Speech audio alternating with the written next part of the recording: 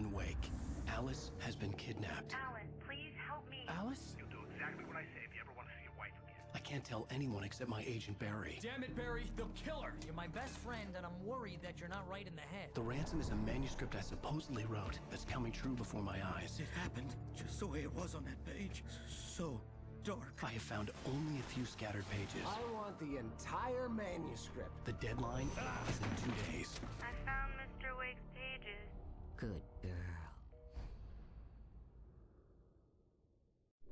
How the hell did she get her hands on the manuscript anyway? I don't know. She's resourceful. I told you you were too hard on her. Listen, I found out all sorts of interesting stuff while I was digging around. Yeah. Mr. Wake, it's Sheriff Breaker. We have an FBI agent here, Agent Nightingale. FBI? He's anxious to see you. You'd better come to the station. Okay, I'll be right over, Sheriff. Let's make this quick, huh?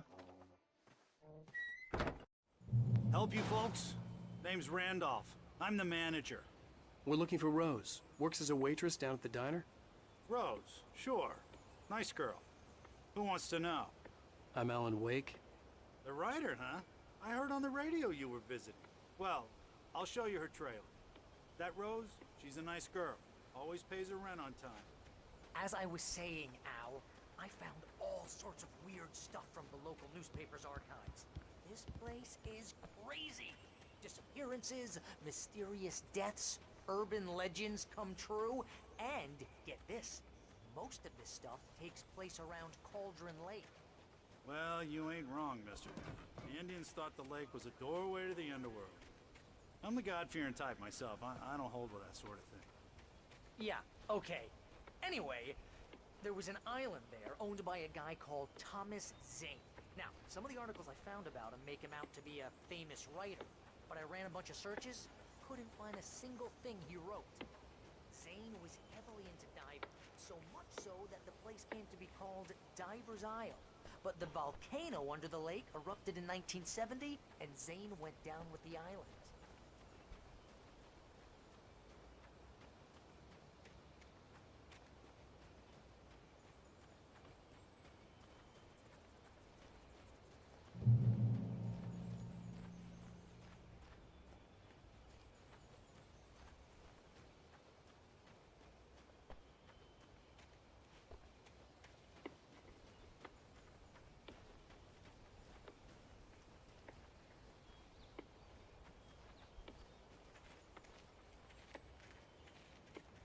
Yeah, how about that? It was there in the morning, as if it had fallen from the sky. But it would take a tornado to lift something like that. We're damn lucky it didn't crush any of the trailers.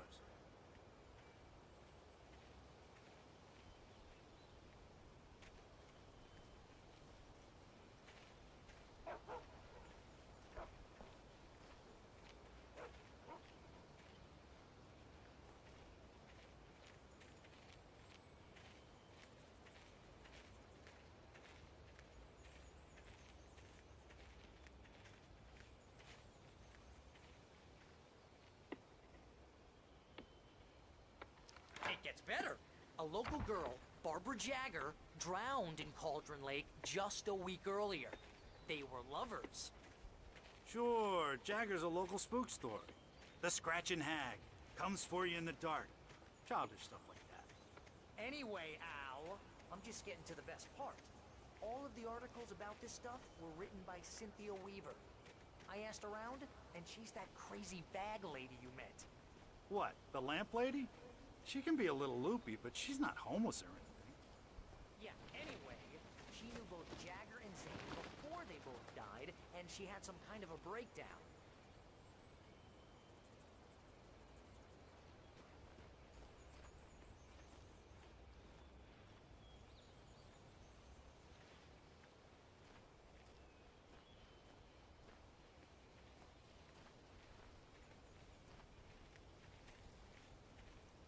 Well, mister, this here's Rose's trailer. You mind me asking what you want with her? We're just here to talk to her, pal.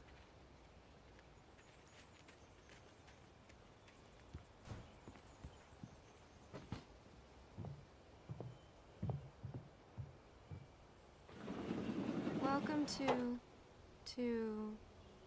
Oh dear. Mr. Wake. I'm so glad you're here. Rose, you have my manuscript? Oh. Oh yes. Yes. Please, come in. Hey, this is really good! Rose, Yes, my manuscript. I really need it. I understand. I know what you need. A muse to inspire you. Oh, for Barry? She doesn't have anything. Yeah, hey, Al, what's... Oh... Barry! What? What?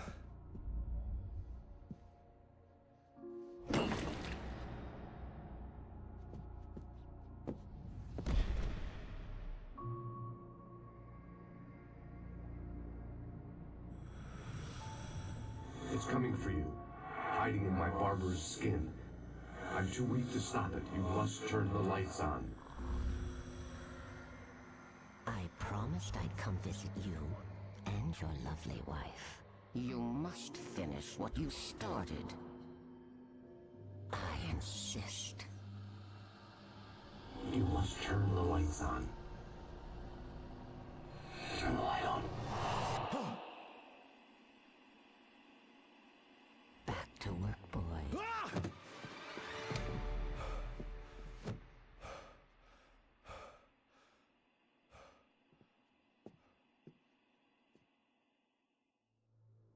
I felt nauseous, hungover. Only anger kept me going. I can't tell reality from dream anymore, but it seems I have an imaginary editor to help me. She's an old woman in a funeral dress. I call her Barbara Jagger. She's very strict. I'm writing faster and faster. My manuscript is being heavily revised. The edits are getting very aggressive, and each day there's less of me and more of her. I hate it, but I know she's right. She promises me I can save Alice this way. She knows more of this than I do.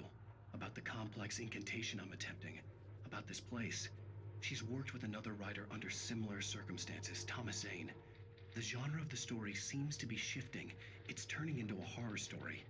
I'm getting close. I can feel it.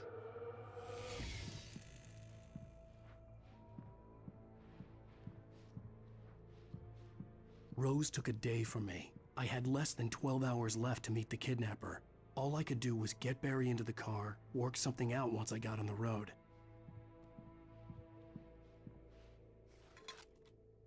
Welcome to the Oh Dear Diner.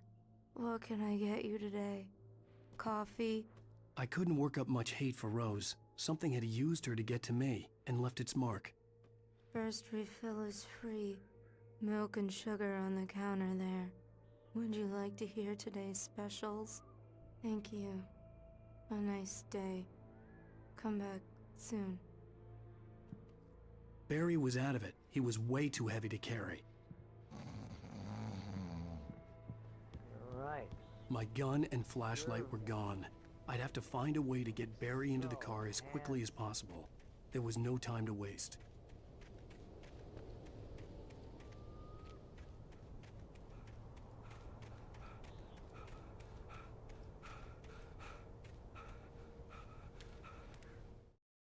Mr. Randolph liked Rose. That little smile she had. How she was still sweet when life had tried so hard to make her bitter. It wasn't any of his business what she did in her trailer. But those strangers, the writer and his smart-ass sidekick, looked like trouble. And they'd been in there for hours, way past her normal bedtime. He reached for the phone and called the sheriff's station.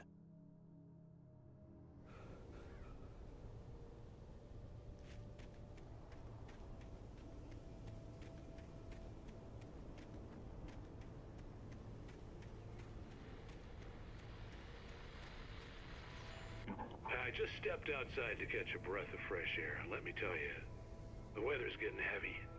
Nights like this make me especially glad I'm here talking to you and not home in bed. Once the weather takes a turn like this, I can't sleep at all. It's all tangled bed sheets and dark thoughts, punctuated by the occasional plunge into nightmare.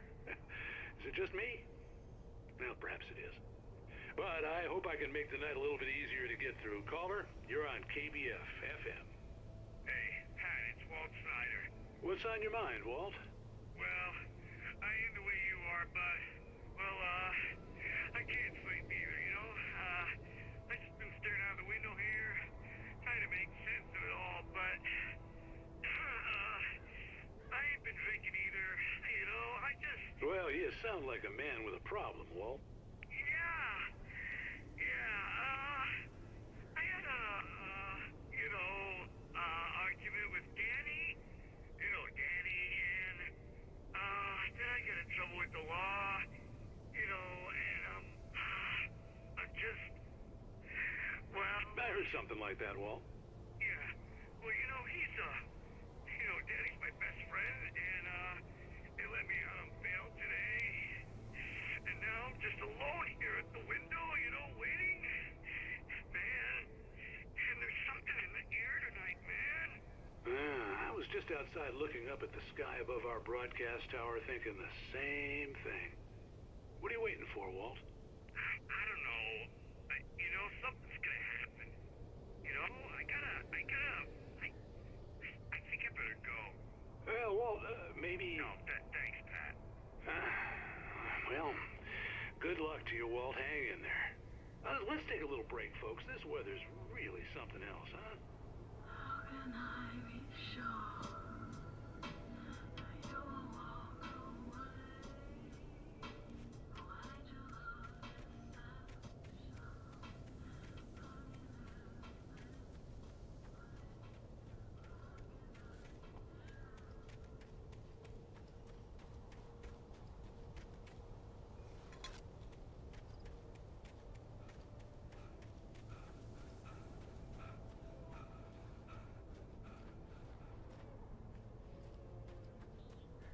Oh, you're gonna get it now. God knows what you've done to that poor girl. This is Agent Nightingale, FBI! Get him up, Hemingway! You're under arrest! You move a muscle, I'll unload right in your goddamn face! Stay right where you are, Spillane!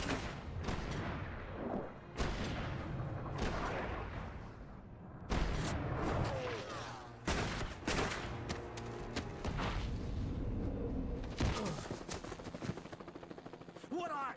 I'm standing right here, you goddamn maniac!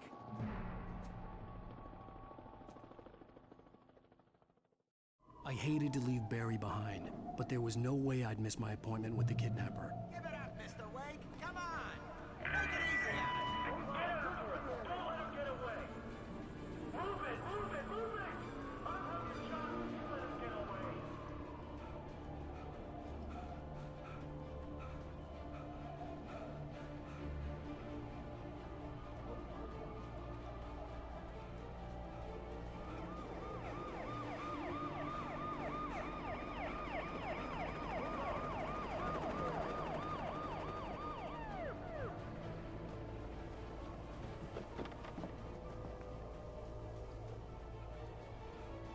Stop running! Freeze!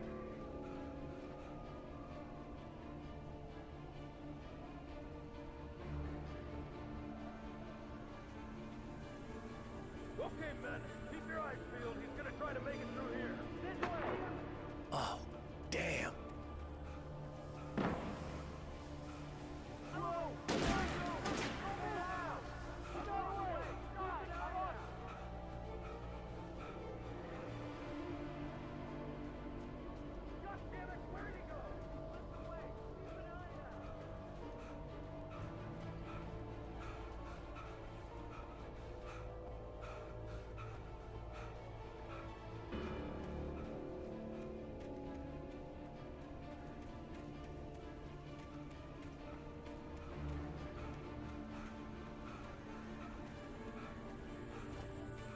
God!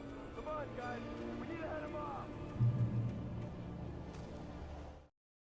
For decades, the darkness that wore Barbara Jagger's skin slept fitfully in the dark place that was its home and prison. It was hungry and in pain. It dreamed of its nights of glory when the poet's writing had called it from the depths and given it a brief, terrible taste of power and freedom. The rock stars had stirred it from the deep sleep the poet had sunk it back to in the end. When it sensed the writer on the ferry, it opened its eyes.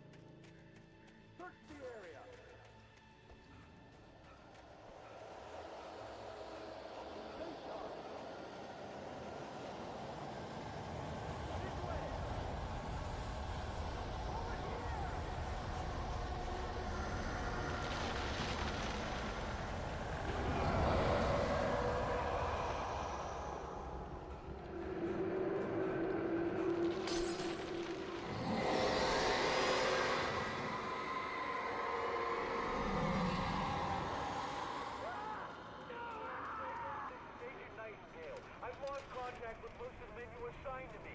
It's Wake's doing.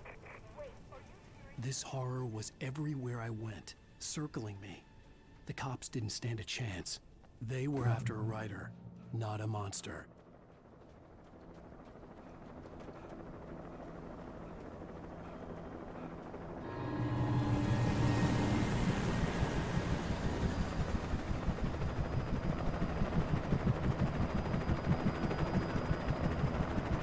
You on the ground. Hold it right there. There's nowhere to run. Freeze!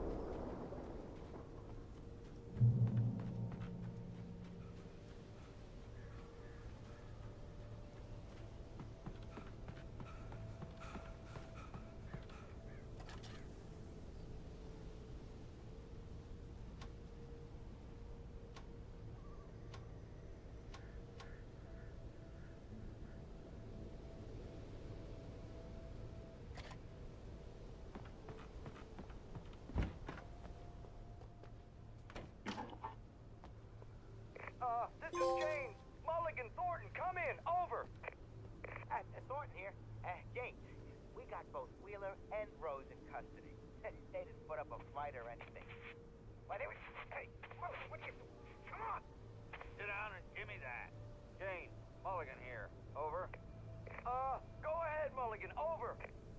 We got Wheeler and Rose here. Wheeler's drunk or hopped up on something. Speaking of which, that Fed had a pretty distinctive whiff of Otis Scotch about him, you know what I mean. Over. I don't have anything on that, Deputy Mulligan. Over. Well, whatever.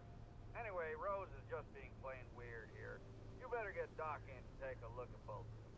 Over. Gotcha. You better get them here quickly. The, Fed's gonna want to interview Wheeler. Over. Oh, yeah, I'll bet he does.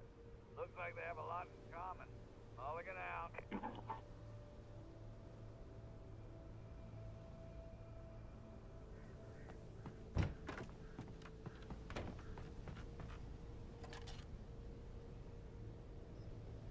I could see the lights of the radio station in the distance.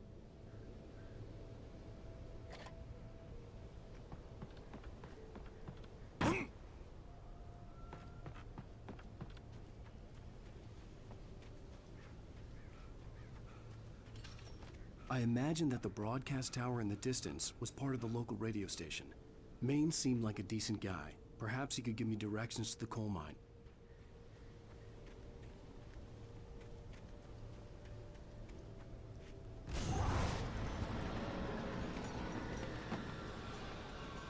Unnatural shadows clung to the gate. The darkness that was after me was trying to stop me. I wouldn't get through without a light.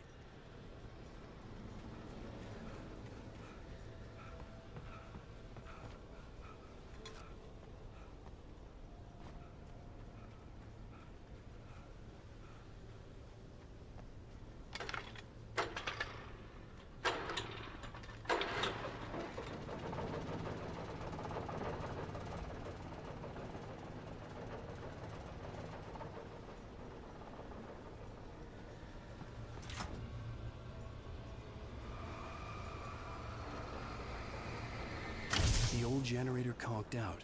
I'd have to see if I could fix it and try again.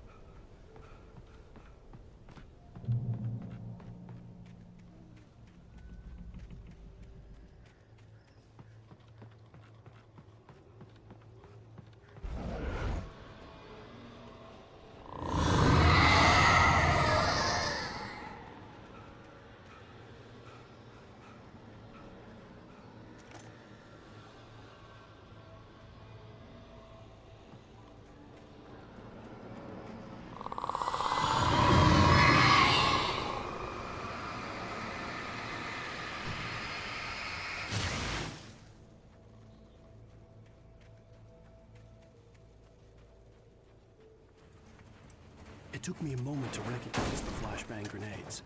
They were an ideal weapon for my situation. Team 1, come in. Over. Team 1, this is Sheriff Breaker. Report. Over.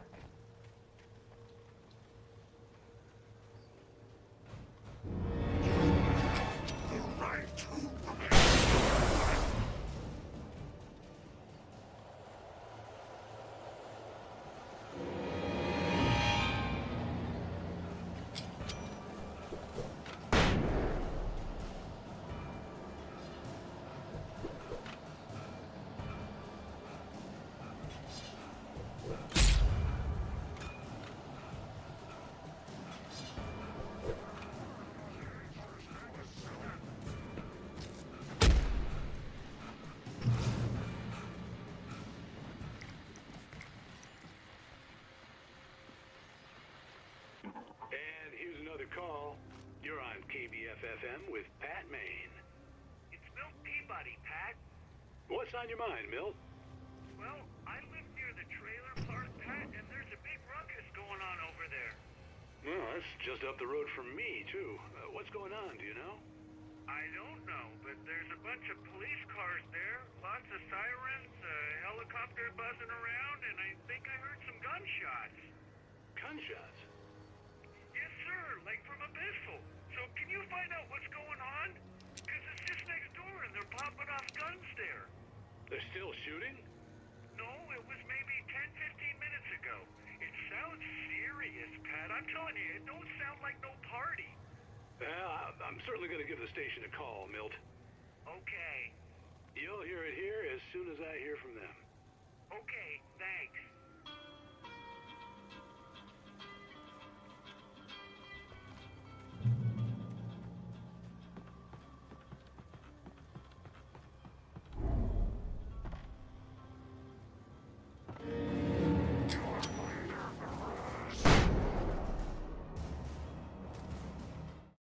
Touched by the dark presence, Rose was lost in a dreamland where everything was drawn in black and gray crayons.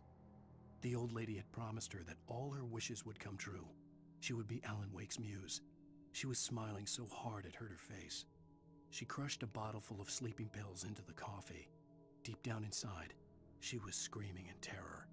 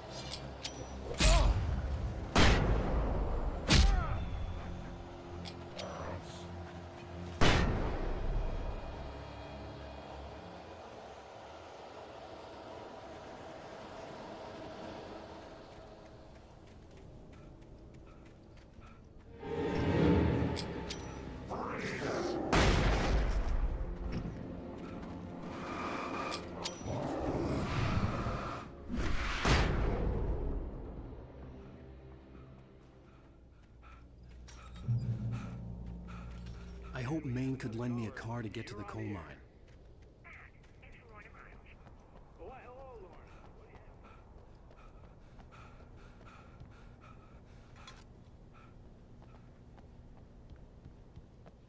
Where's your nephew?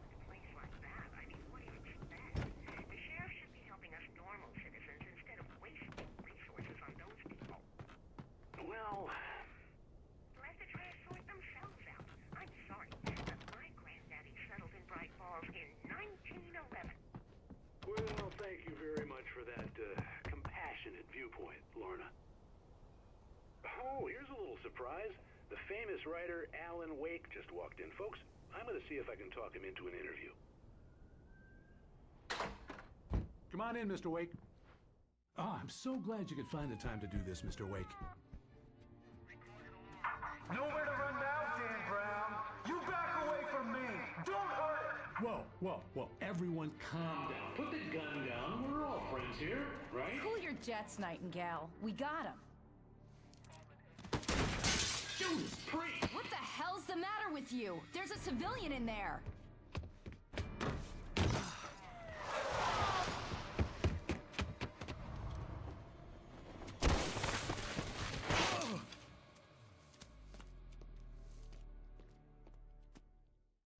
I'll get you yet, even if it kills me. You hear me?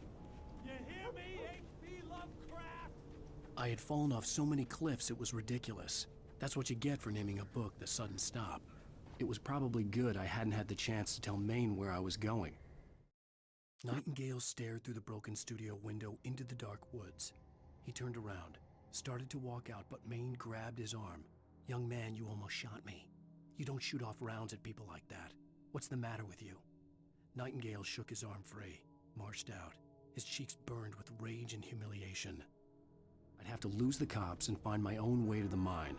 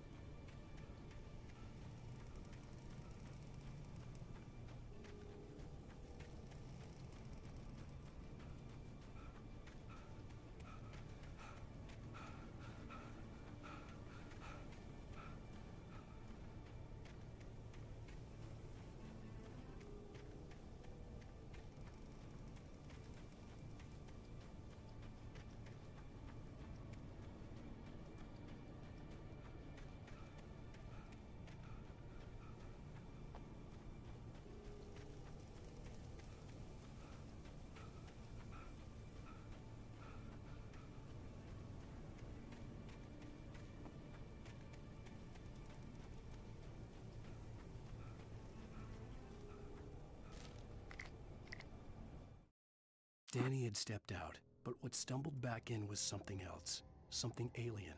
A monster. Walter tried to kill it, first with his fists, then a chair. It wouldn't die. Instead, it kept coming, unaffected by the beating it had taken. After Walter managed to kick it down the cellar stairs, fear took over. He ran, got behind the wheel, gunned the engine. The booze wouldn't make him forget, but he knew he had to try.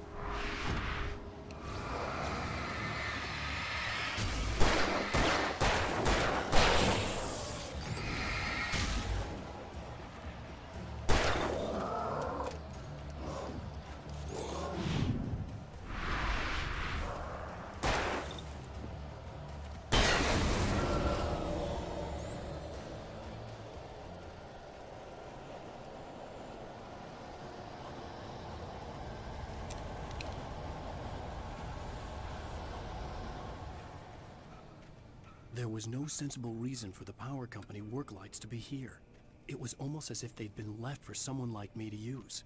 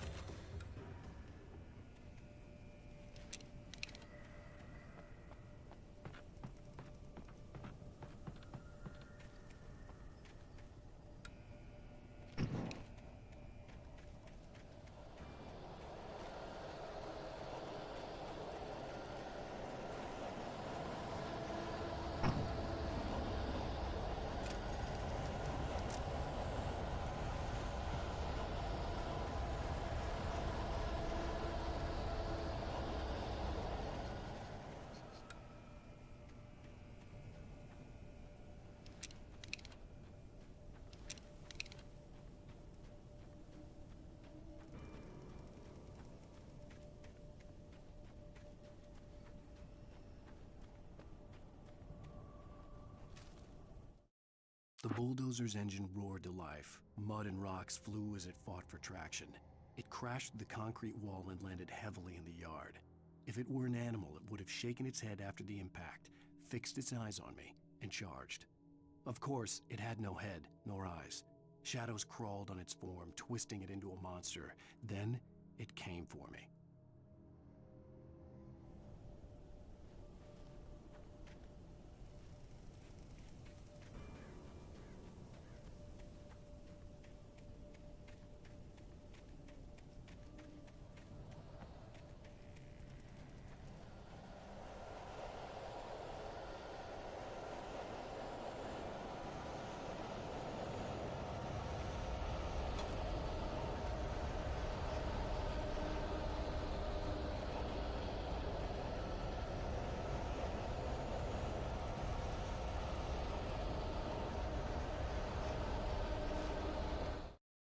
Sarah trusted her gut, and her gut said Agent Nightingale was an asshole.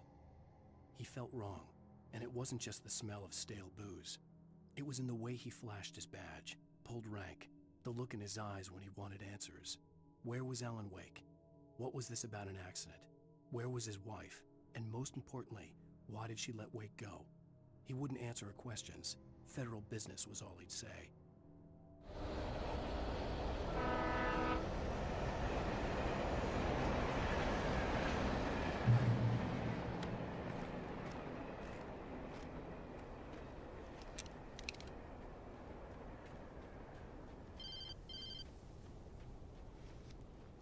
Hello?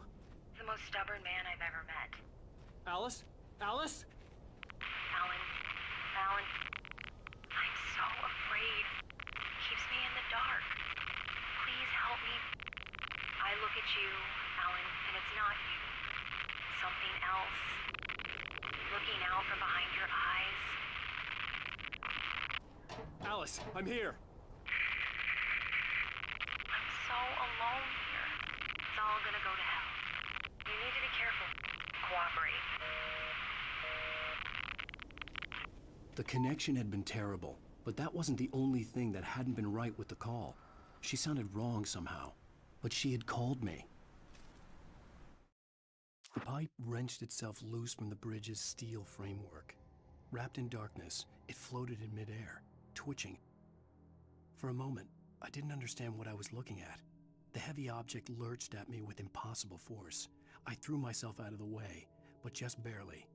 When I turned my flashlight on it, it shook in a dark rage before it flew at me again.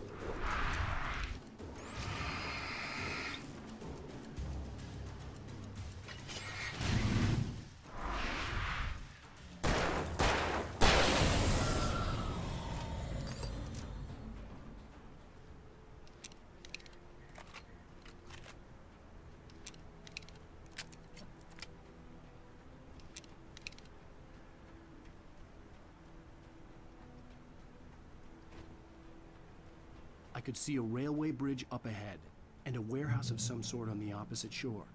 I hoped I could find a car from there.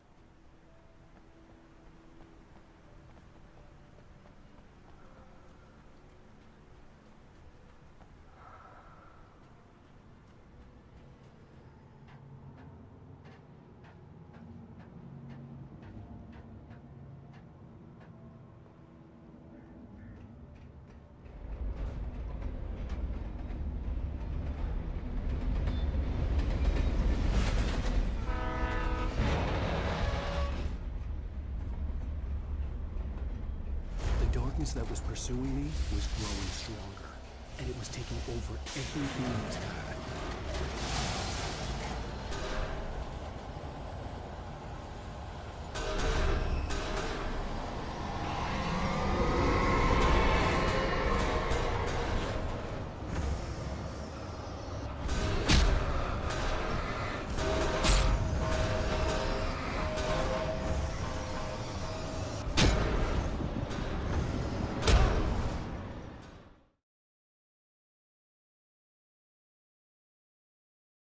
Some sort on the opposite shore. I hoped I could find a car from there.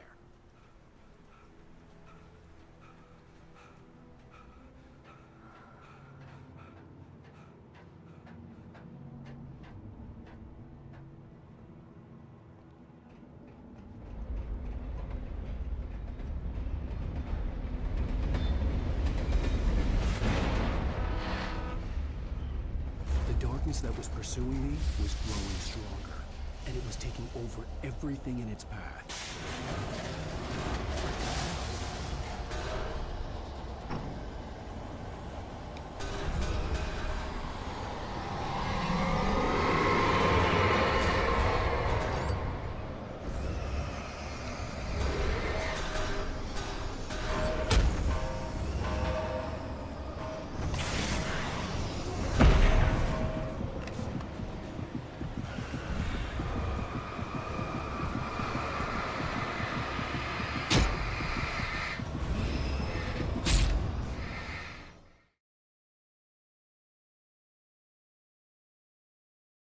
Some sort on the opposite shore.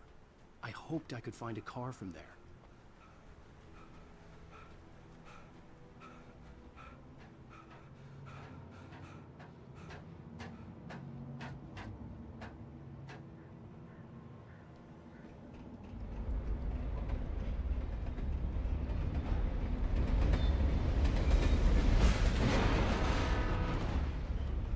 The darkness that was pursuing me was growing stronger, and it was taking over everything in its path.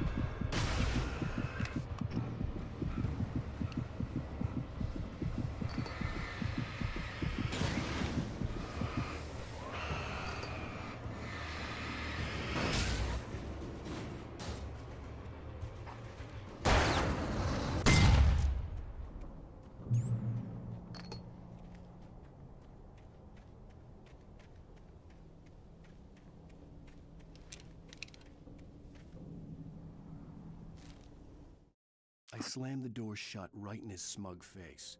He pleaded for me to open the door. True to form, the asshole actually thought I would obey. I had no sympathy left, no guilt either, not for him. I took a moment to savor the scream. I bet I had a smile on my face. It was all that I had time for. The dark presence was inside the lodge with me.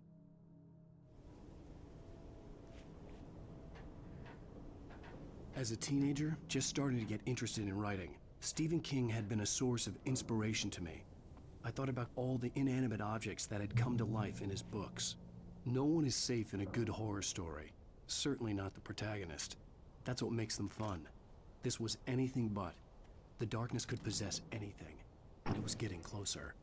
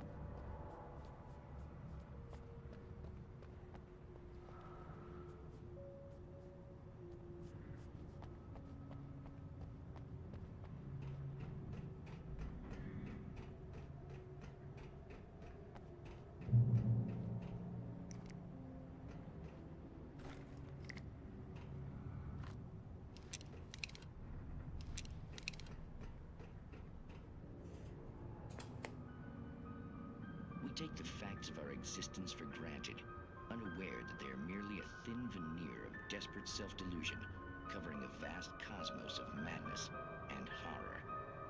All too often, the stars are right. In Night Springs.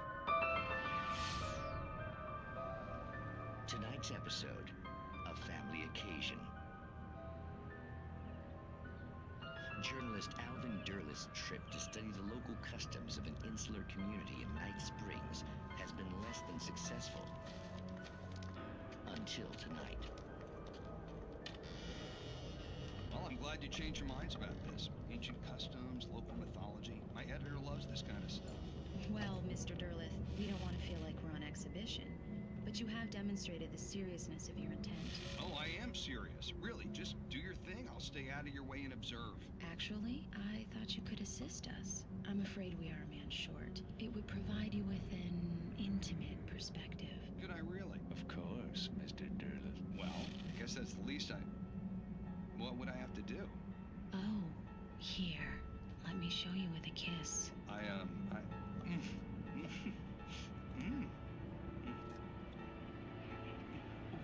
What did you...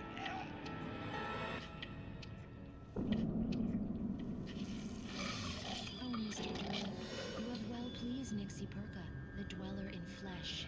Your body shall host his 1,000 young, and all shall be glory.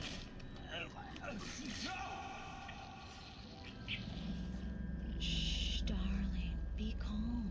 Shh. Alvin Derleth learned a harsh lesson. If you go looking for mythology, it may come looking for you. And such quests always bear fruit. In Night Springs.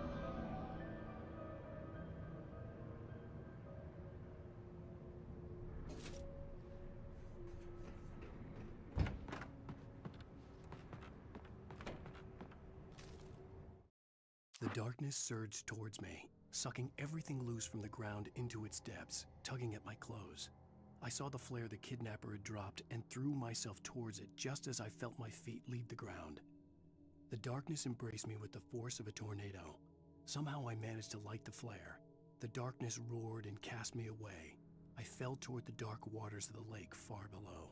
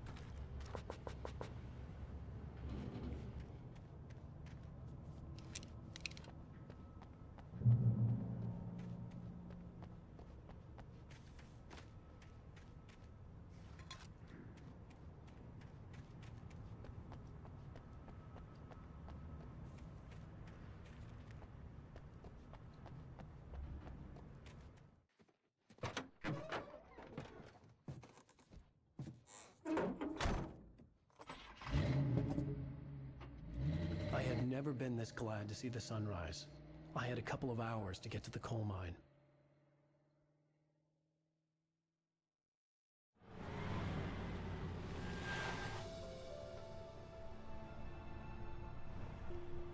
The coal mine wasn't far now.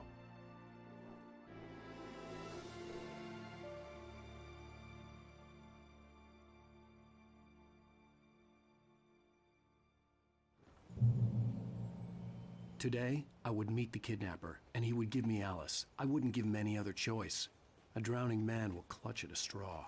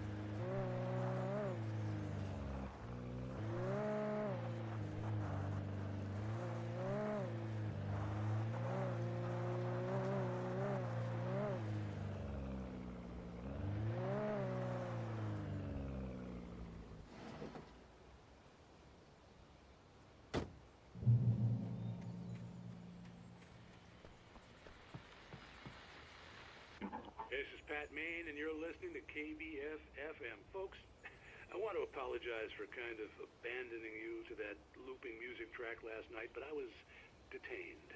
You see, I encountered a big shot G-man with an itchy trigger finger who could use a lesson in manners and a boot in the ass. Not necessarily in that order either. Now, folks, I know I'm not being very informative here, and I apologize for that. I really should just keep quiet, but I'm just so peeved right now, because some people just shouldn't be carrying badges. I'm just glad that our Sheriff Breaker was there to straighten things out. And if someone I met last night is listening, let me just say, I'm sorry if my mouth got you in trouble. I'm pretty sure you're not the bad guy here.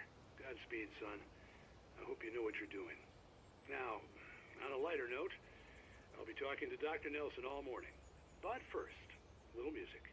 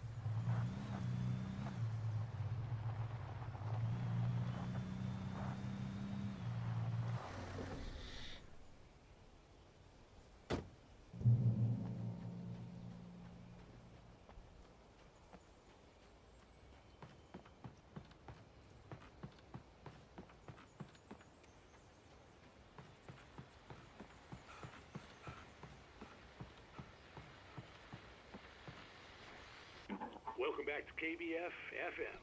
Hope you enjoyed that tune. Now, Doc, you were talking about life and finding that special someone, that soulmate. Well, you were talking about that. I was saying I don't buy it. Well, see, to me, that's strange, because I always pegged you as a hopeless romantic. You got me there, Pat. But I think love's where you look for it. And you do a lot of looking, sure. But the idea that there's that one special person out there for you, and if you miss that chance, it's gone forever and you're forever incomplete. I mean, isn't that depressing? Or, heck, childish even? Hey, there's plenty of fish in the sea. And apparently a fisherman has a fishing analogy for everything, but what you're saying, isn't that a little harsh? Well, no. What I am saying is that your potential for finding that connection isn't limited to what's essentially a chance encounter. How is that harsh? Yeah, well, I guess that's a nice thought, but let me say something personal here. Okay. Now, well, I don't disagree with you exactly, but I can't really fit that together with what I feel, what I felt for someone, because she was the one. She was. And I let her drift away from me. Maybe I didn't put in the work, I don't know, but well, since then, and it was a long time ago, but since then there hasn't been anyone, not like her. And I'm not saying I dwell on her or haven't moved on. I like my life. I'm not living in the past, but I do miss the way she completed me. You can't argue with the heart, Pat. I'm sorry, folks. I had kind of a scary experience last night, and let's just say it's shaken a few things loose.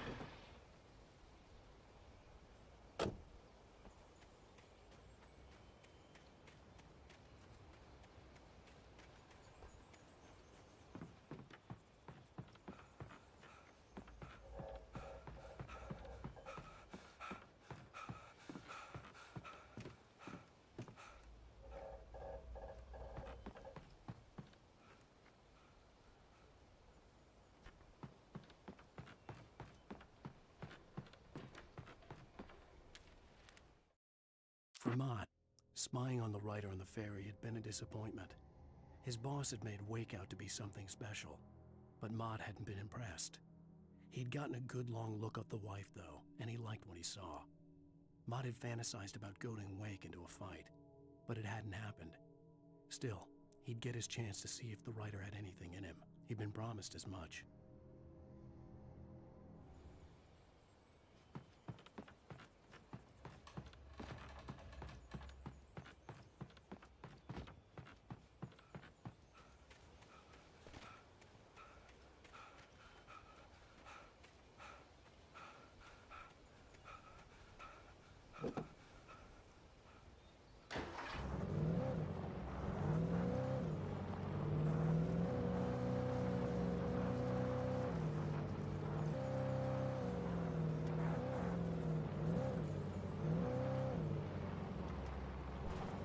I was early. I was supposed to meet the kidnapper at noon in the main building. The coal mine was quiet. It was a museum now.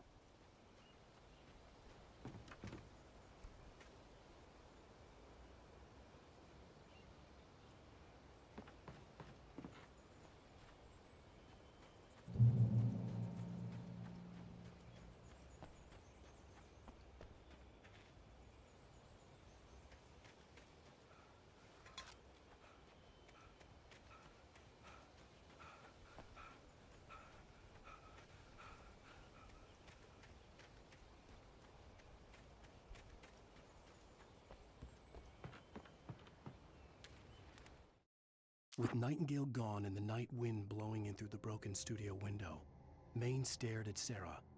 The sheriff looked away. Maine's voice shook with barely controlled anger. That boy's doing more drinking than thinking. I hope you know what you're doing, Sarah.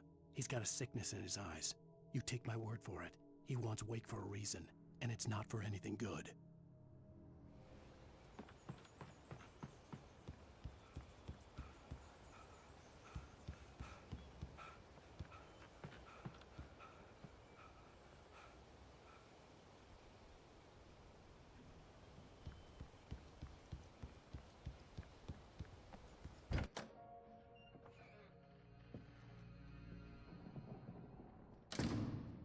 I didn't want to go outside.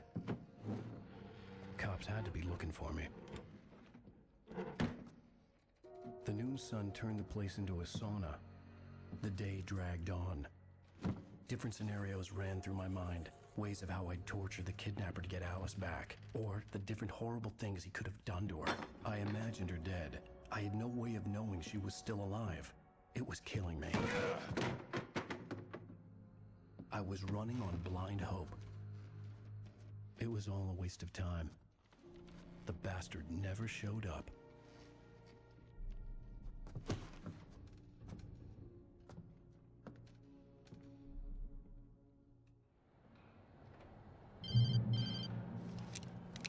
Wake, Where the hell are you? change of plans. You know where Mirror Peak is? It's a big mountain north of where you are. You follow the path from the mine, you can't miss it. There's a lookout point there. I'll be waiting. I'm through being jerked around by want you. to see your wife alive? Because if you do, you better watch what you say to me. Do we understand each other? I want to talk to Alice. Yeah, and I want the manuscript. Don't keep me waiting, Wake. Hello? Hello! Ah! I'm gonna kill him! I had to get to Mirror Peak.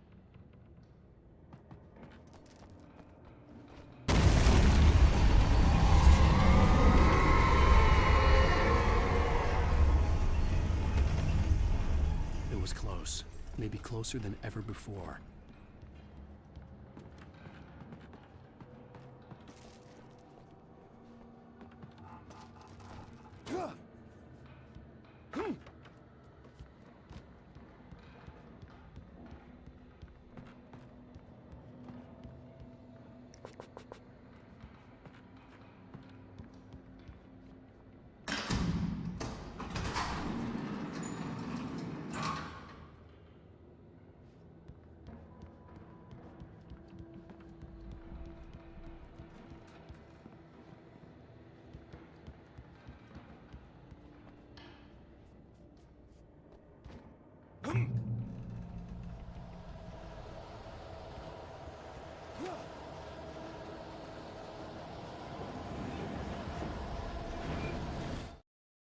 Thomas Zane fell for Barbara Jagger, it happened fast.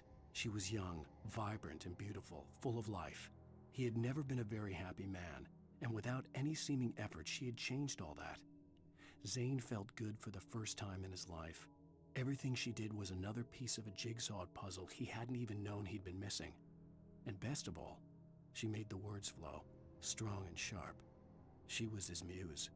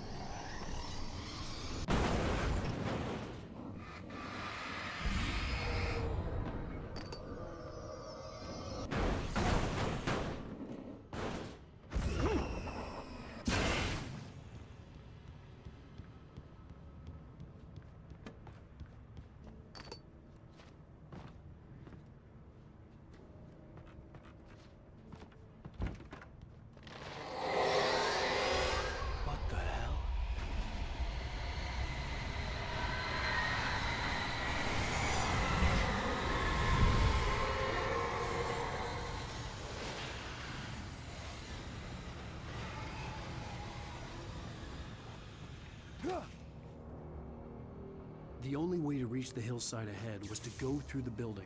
I had to find a way to avoid electrocution.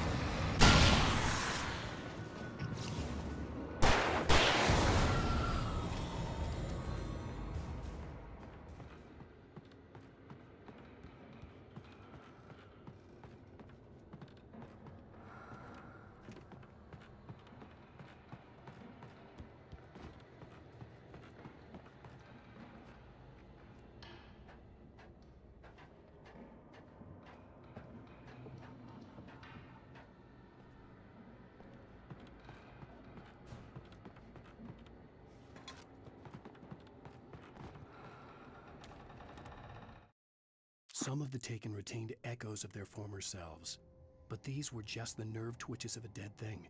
Nothing remained but a shell covered and filled with darkness. In most cases, these puppets were enough for the purposes of the dark presence.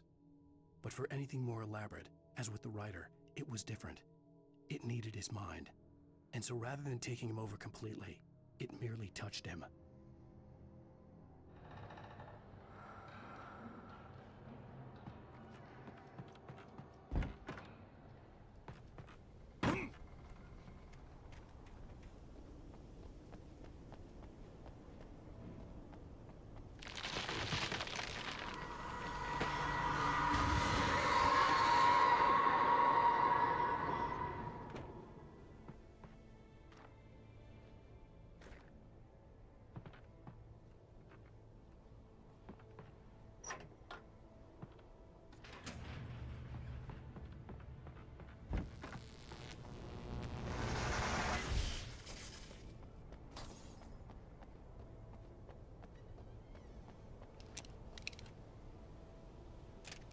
There was no way the flashbang grenades were standard power company equipment.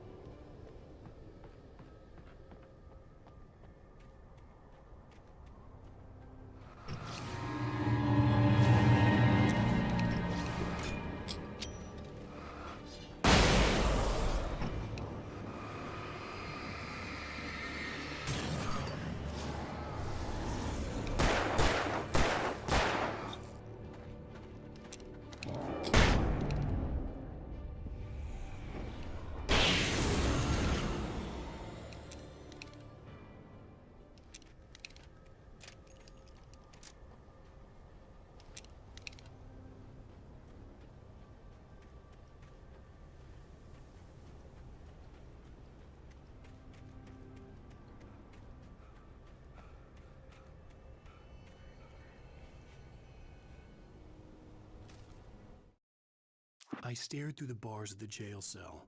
Barry stood behind me, swaying on his feet, looking as ill as I felt.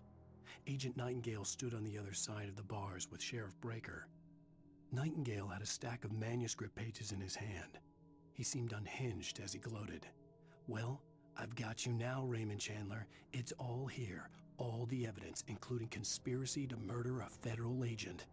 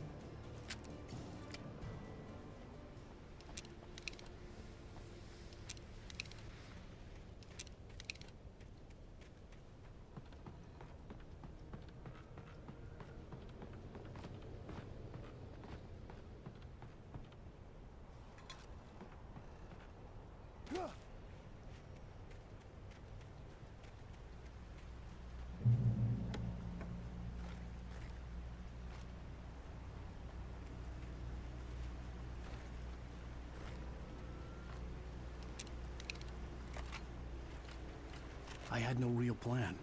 I was going to give the kidnapper all the manuscript pages I had for Alice. If that wasn't enough, I'd hold him at gunpoint and make him talk.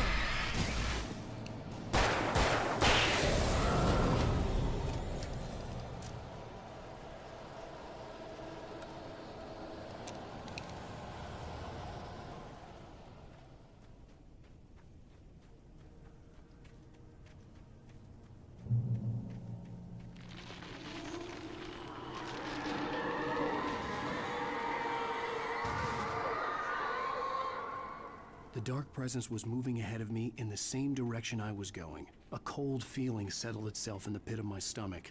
Was it going for Alice?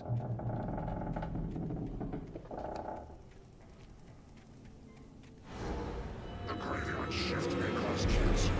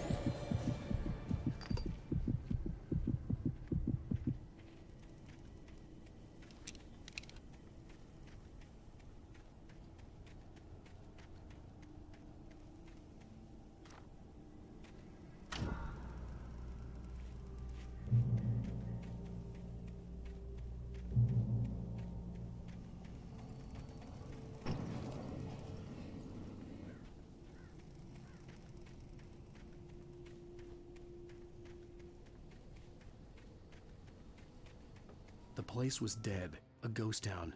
Had been for decades, maybe a century.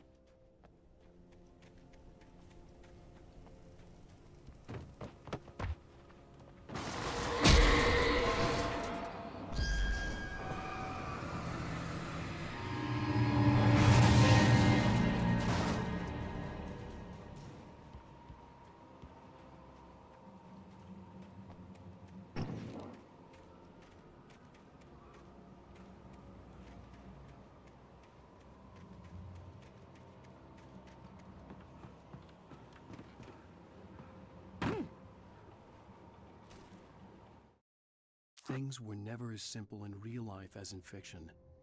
I had lost count of the times I had wished there'd be a clear reason for my writer's block. Something to fight, something to lash out on. There wasn't. I was filled with doubt. I was nothing like the hero in my books.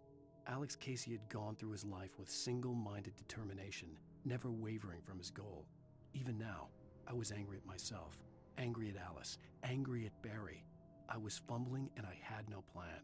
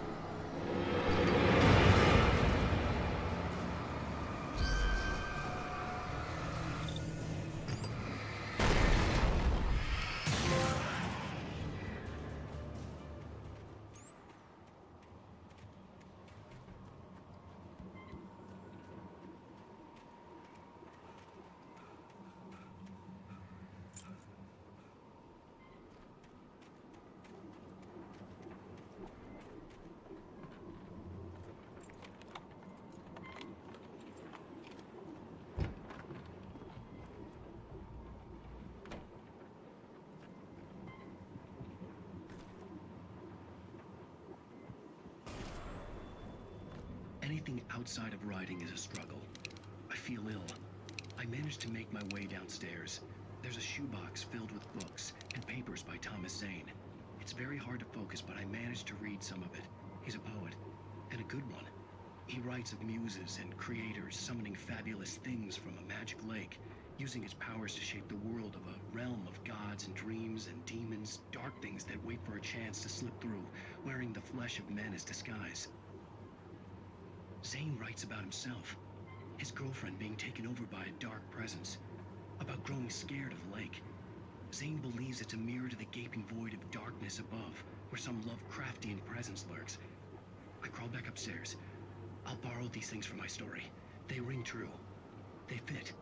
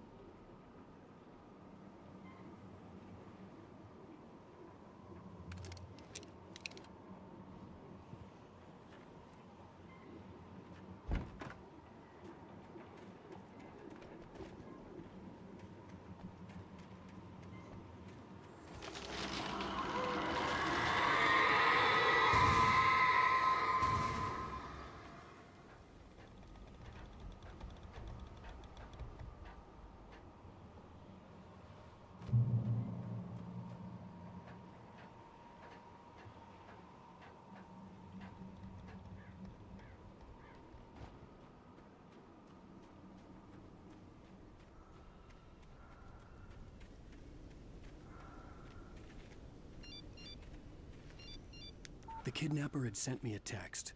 The message was full of spelling errors and insults. It was telling me to hurry up.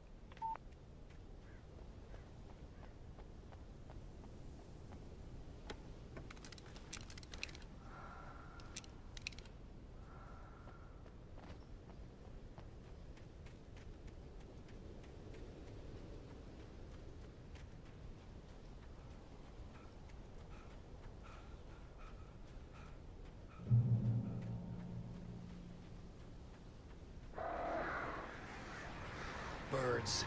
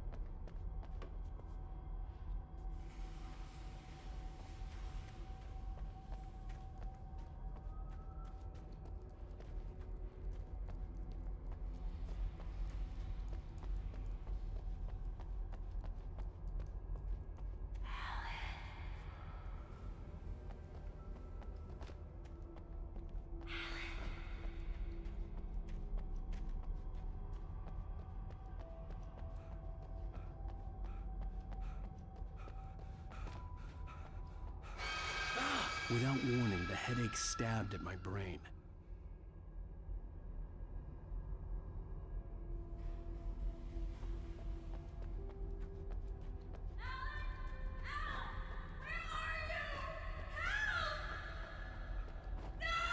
Alice?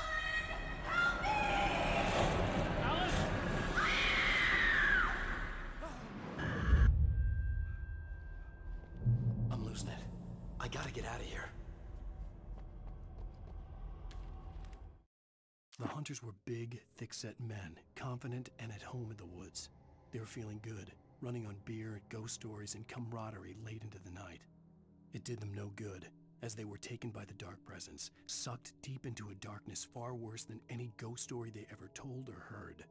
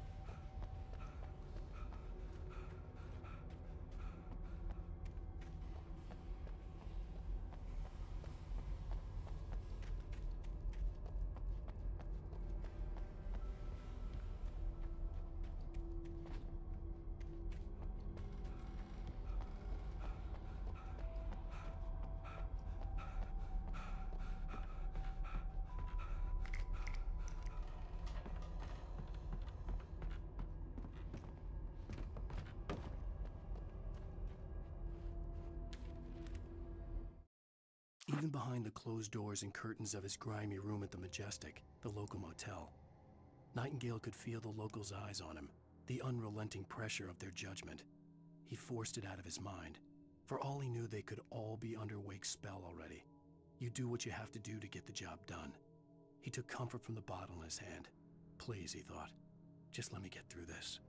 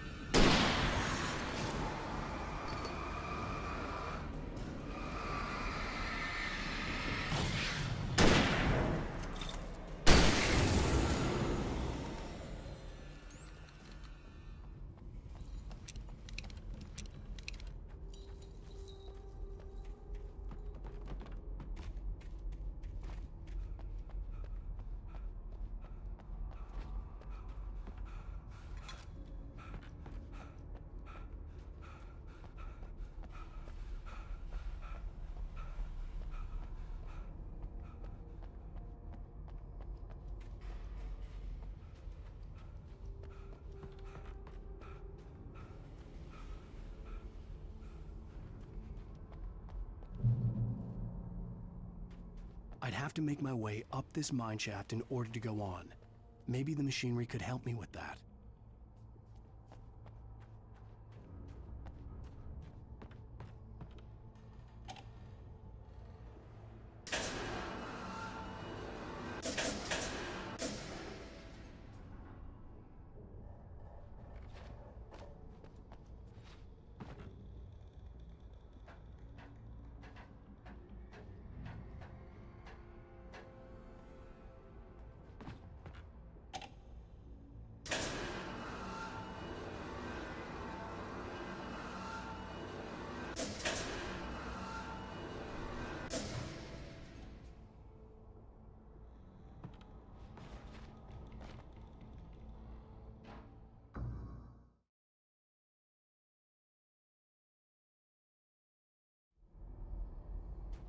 I'd have to make my way up this mine shaft in order to go on. Maybe the machinery could help me with that.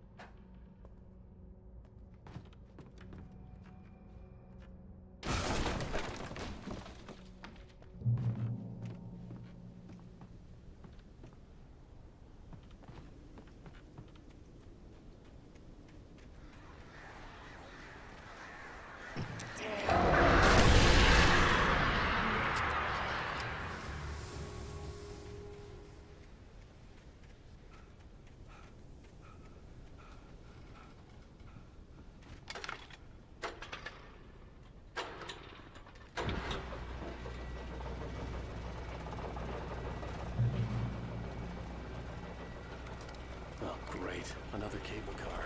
Just great.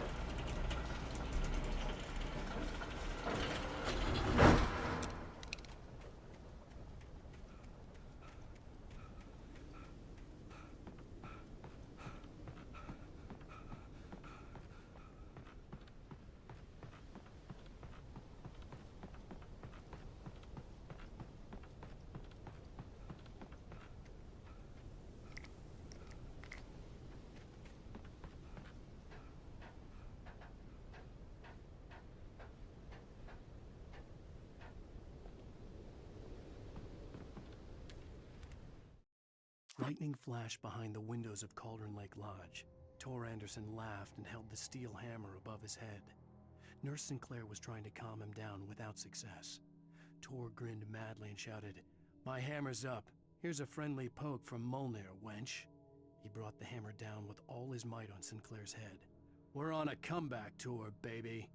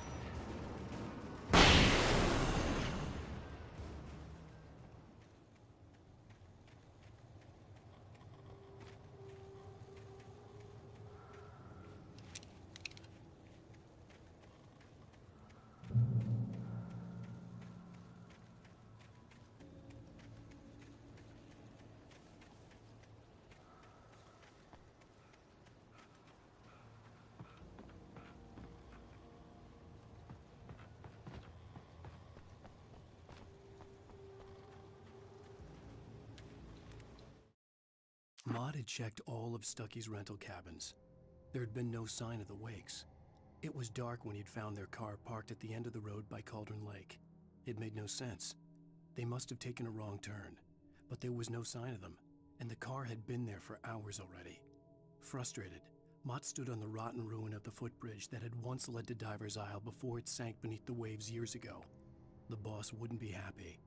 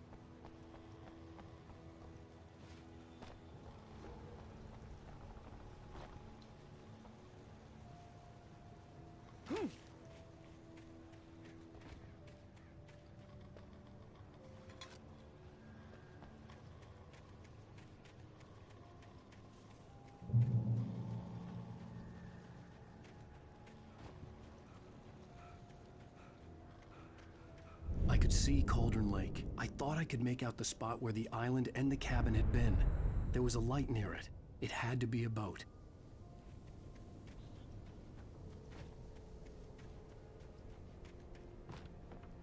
I was close now. I tried to hold on to Alice, but her form melted away. I was losing control. Dr. Hartman stood in her place. I wanted to hit him, but my arms were jelly. He smiled. It was a reassuring smile, and I hated him for it. I had to give you a sedative. Don't fight it. You went through another rough period. Right now, it's very important that you stay calm. We don't want you to have another episode. You're a patient at my clinic. Have been for a while now. To get there fast. I dreaded what I would find. Wait! Are you? Wait! Hey, I'm here! I'm coming! No! Get away! Sorry. Please, leave. The boss didn't know who he was messing with. I didn't know. I swear, I didn't know. We don't have a wife.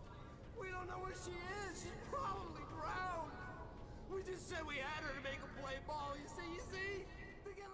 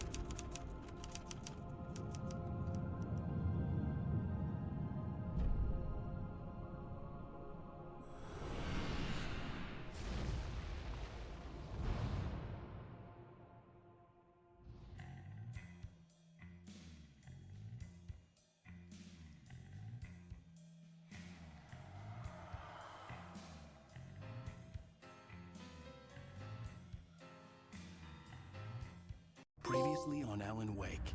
I'm hunted by the law. Sheriff, Wake's running. I'm giving chase. Are you seriously telling me that writer just took out my deputies? A thriller I supposedly wrote is coming true. The genre of the story seems to be shifting. It's turning into a horror story. I was told that Alice had been kidnapped, but that was a lie. We don't have his wife. We don't know where she is. Her purported kidnapper was eaten up by the dark presence before it attacked me.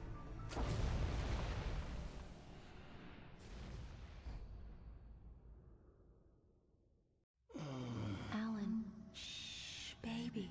It was just a nightmare. Alice. There you go, Alan. Hartman, I fell. I had to give you a sedative. Don't fight it. You went through another rough period. What? Right now, it's very important that you stay calm. We don't want you to have another episode. You're a patient at my clinic. Have been for a while now. The shock of your wife's death triggered a mental illness. No, you lie. You're suffering from various symptoms of undifferentiated schizophrenia. Bastard. It's okay, Alan. Just let go.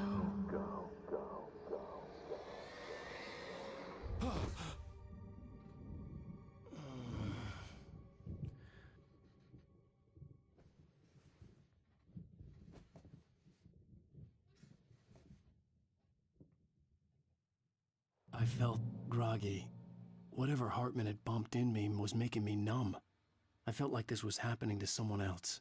Someone I was watching on television. I couldn't think. Couldn't focus. The door was locked. I was a prisoner here.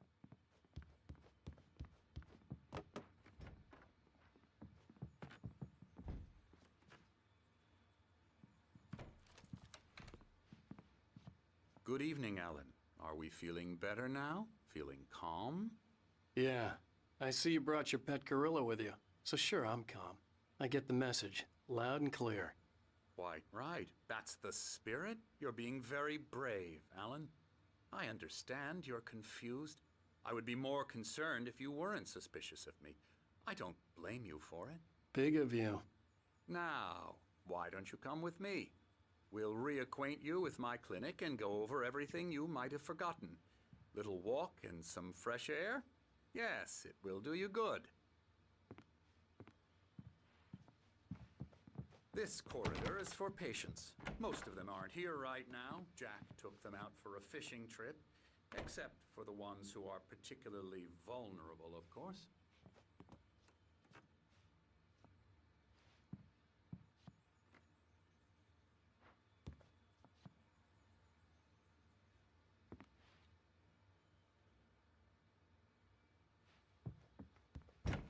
I encourage creativity as a part of the recovery process here at Cauldron Lake Lodge.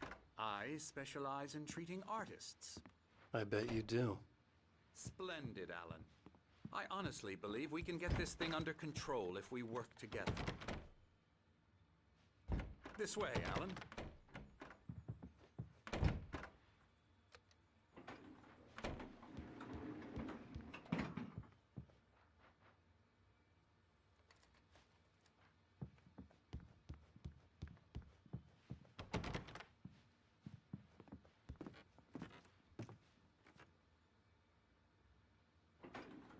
Now, Alan, from past experience with you, I know I need to get right into the heart of the matter as quickly as I can after an episode.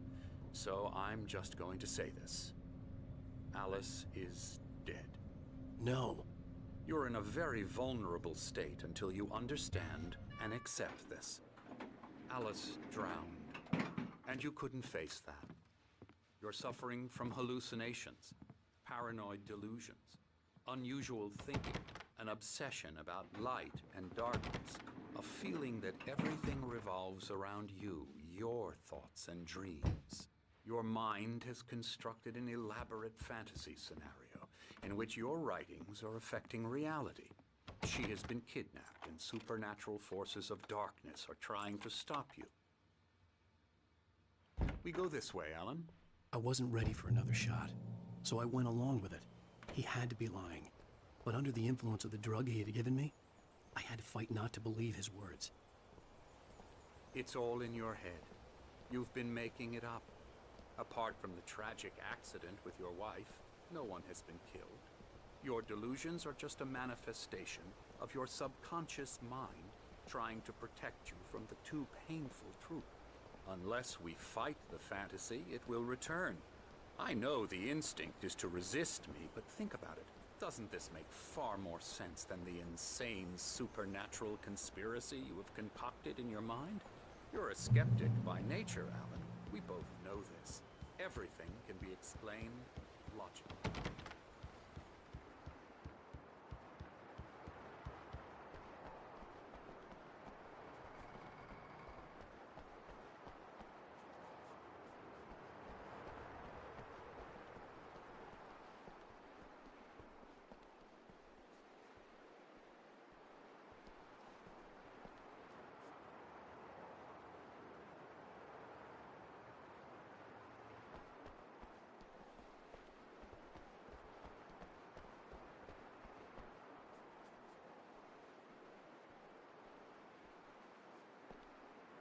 I never get tired of this view.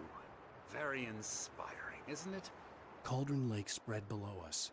I could see Mirror Peak on the other side of the lake. I thought I could make out the spot where Diver's Isle had been when I arrived with Alice. Now there was nothing but waves.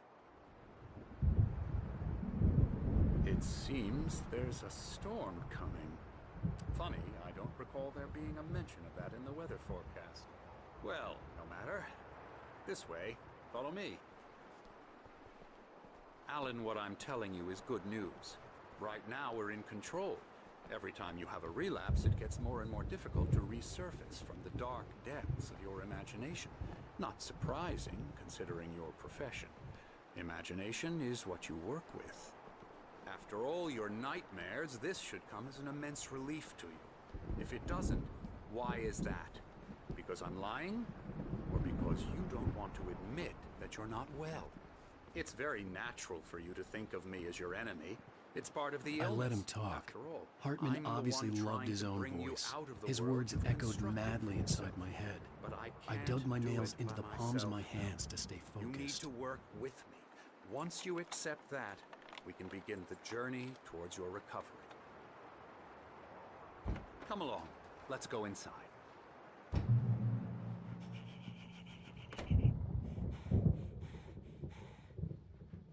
Here's the entrance to the office wing. That's for staff only. You were impressed by my trophies when you first arrived here. I do love to hunt. The great outdoors, man versus nature. It's wonderful stuff. Pretty damn wonderful, yeah. Emerson. I'm a real bad dream, mister. You should be afraid of me. Don't want to run into me in the night, that's for sure. Please, Emerson. Mr. Wake is confused enough as it is.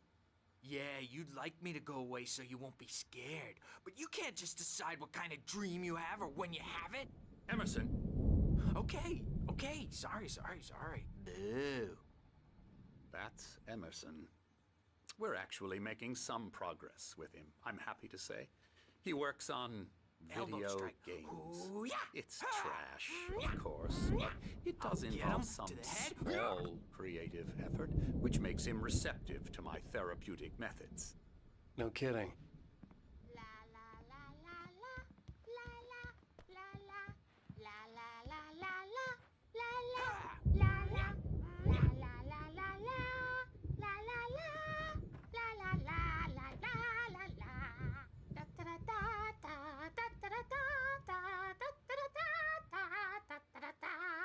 Alan, please, this way.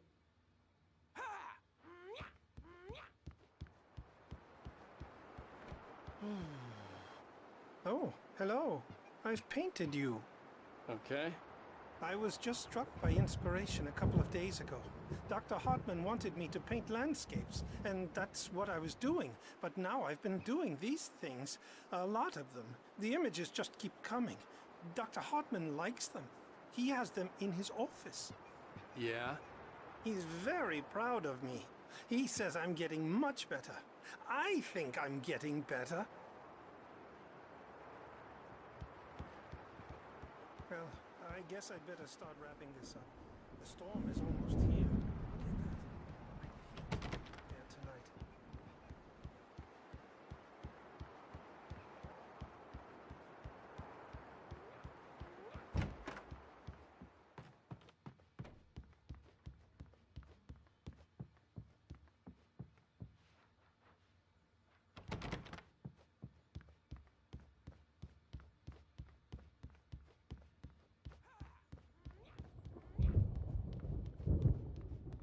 Hartman had mentioned that the power had been acting up. Maybe that was the reason for the generator and the work light on the balcony.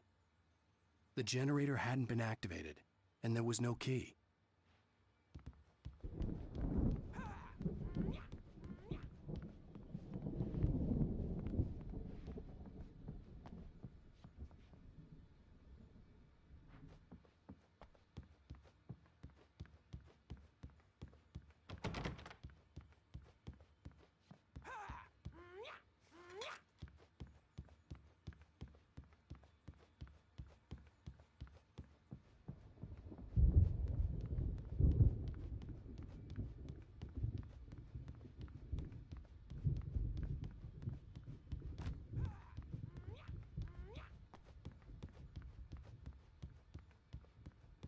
Now, you might have noticed the typewriter in your room. You've been writing as a part of the therapy. As soon as you feel up to it, you should continue.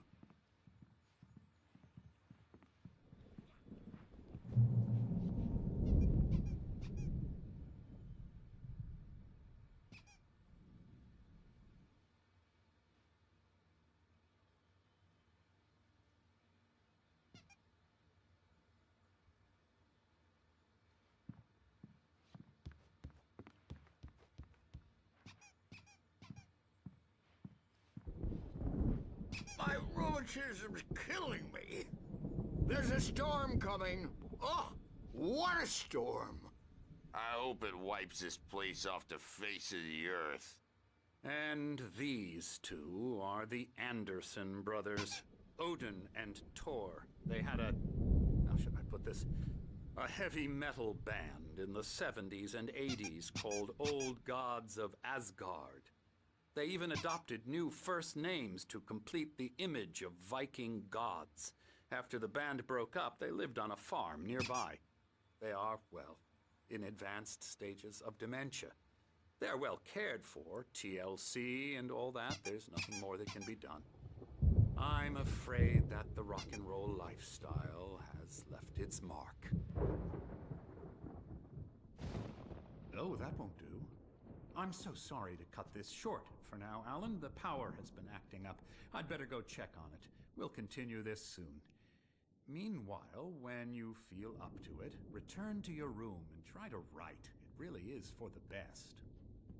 Don't you think? I'd like to bash his head in with a hammer. Oh, he'd love to fish out our secrets, but he has no clue.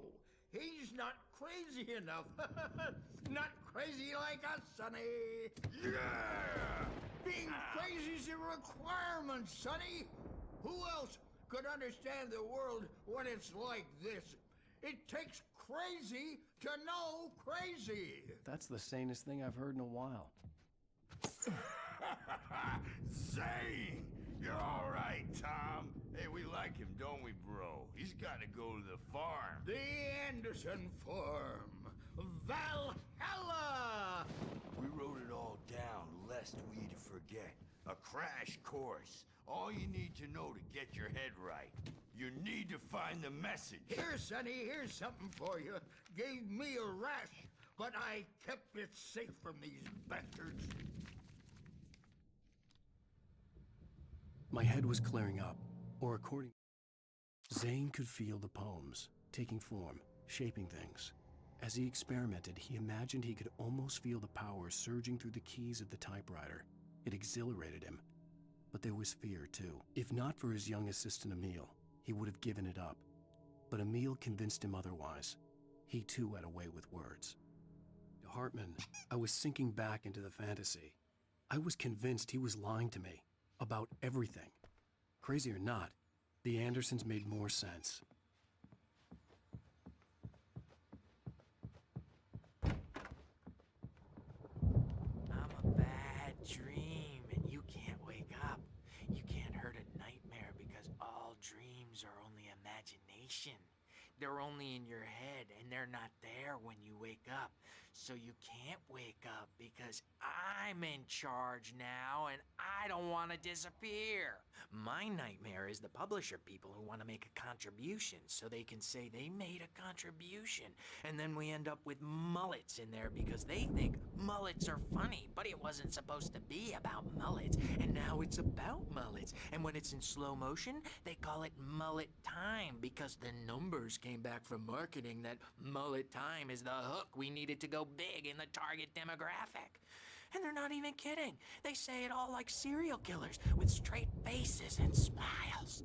My nightmare is the writers who want to make everything from the characters to the toasters talk all the time and express their feelings so they won't shut up. And the writers won't shut up either because they have feelings too.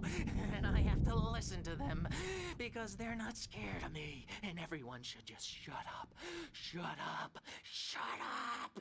But I don't see nightmares anymore because I'm too scary for them.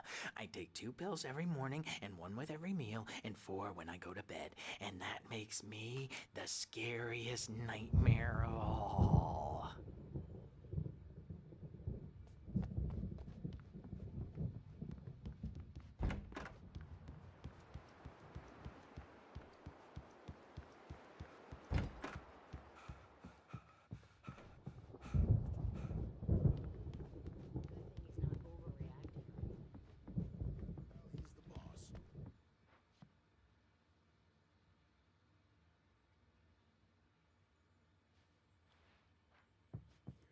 Holler if they get too rowdy. I'll do that, Birch. Hey, Wake, why don't you humor Dr. Hartman and give the writing a shot, huh? Typewriter's in your room. You can get to your room by those stairs, Wake.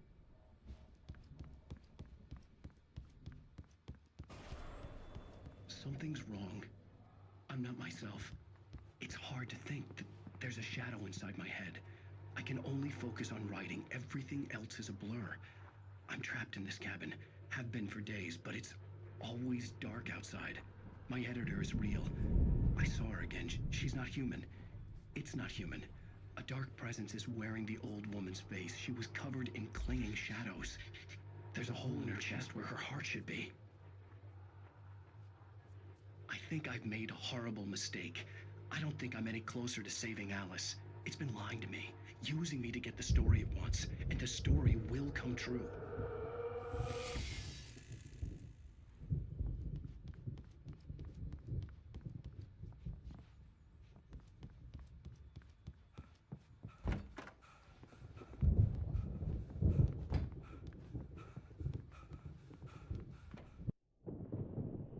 The white glare of the blank page in front of me hurt my eyes. My hands began to shake uncontrollably. Everybody, calm down. Put that down. Bert, I need help. Hey, Wake, you stay here. I'm gonna go see what's up. You just keep doing what you're doing. Be cool, okay?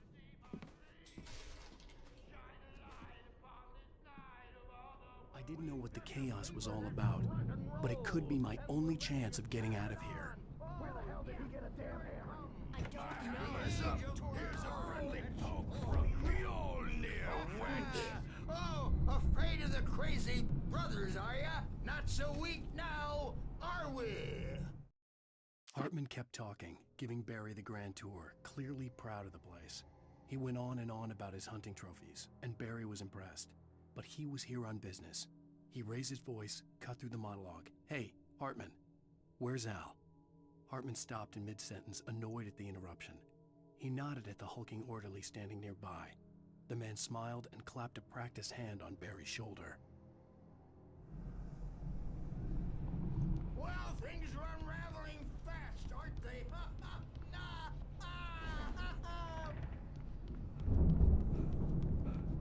It's my store. I'm taking it. Sinclair looked bad. That wasn't a love tap. The crazy old fart hit her hard. If she was one of Hartman's goons, she had it coming. I could get the key to the office wing from Sinclair. I had to get to Hartman's office.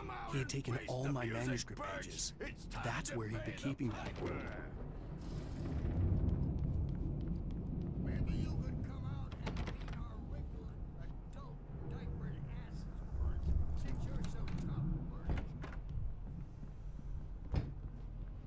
markings on the tape said they were recordings Hartman had made at the sessions with his patients. I saw Alice's name on one of them. For a moment, I couldn't breathe right. Hartman wasn't happy. Maud could see it in his eyes. He quickly lowered his own. He had made a mess of it, and he knew it. The shame of failure was hard to bear. He hadn't expected Wake to say he needed more time, and he blurted out 2 days, less than Wake had asked for, to show him who was in charge. But that wasn't part of Hartman's plan.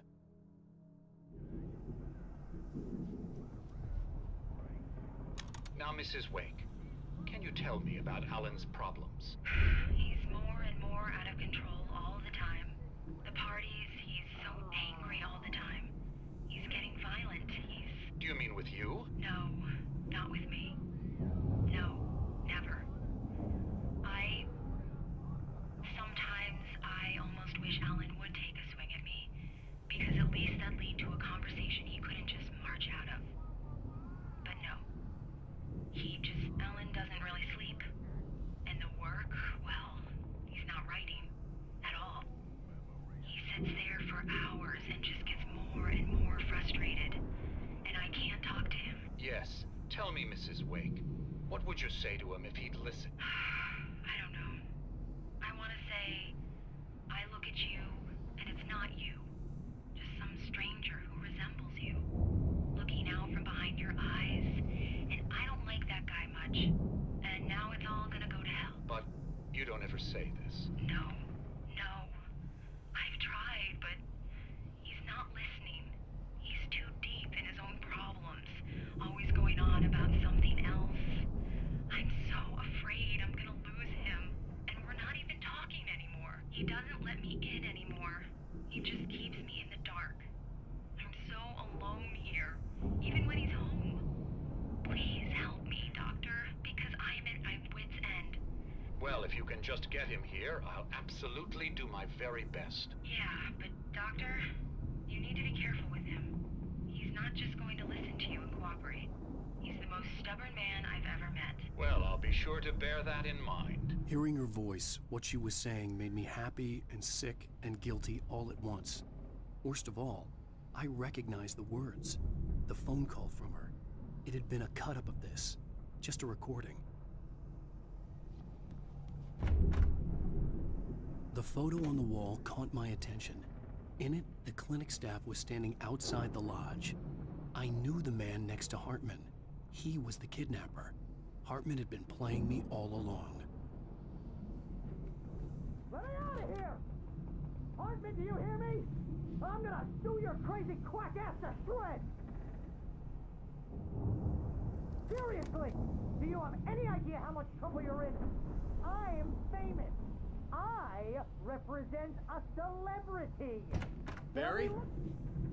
Ow! About time! Barry, man, am I glad to see you. We need to get to Hartman's office. It's right next door. You okay? Yeah. I mean, no! The cops found me at Rose's trailer, but they didn't hassle me too much. I'm obviously a victim in this, and I demanded to be treated as such. Or else I'd sue their asses. Speaking of asses, that vet gave me a real hard time, but I had no clue where you were. That guy's crazy, Al. But he let me go, and then I get a call from Hartman, that son of a bitch, who tells me you're here, and I should come pick you up, but when I got here, 2 goons clobbered me and stuck me in there. What's with the cutout? I stole it from the diner to piss off Rose after what she did to us. That'll teach her. Yeah, that's a harsh punishment. Come on, pal, we gotta get going.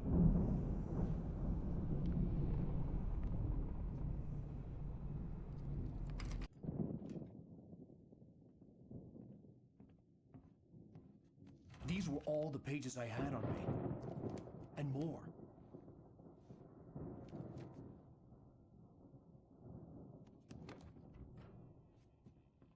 Alan, please.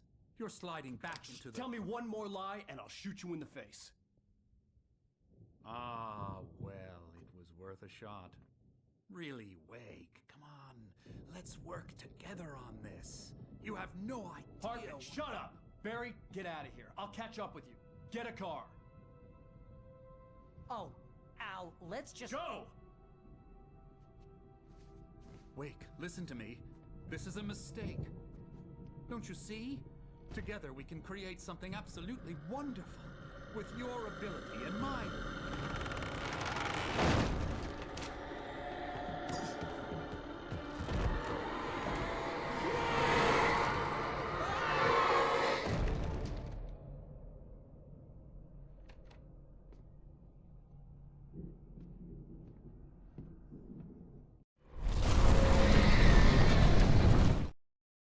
Hartman followed the fall of Alan Wake with his binoculars. When the rider hit the water, he ordered Jack to take the boat to him. The spot was easy to see in the dark, even with all the extra lights in the boat. The flare floated and kept burning even in the water. Jack turned the radio louder as the engine sputtered. The music was rough and clanking, something the Anderson brothers would no doubt have enjoyed. But Hartman chose to ignore it. Wake was finally within his reach. The dark presence would be on me in a moment. I had to find a way out.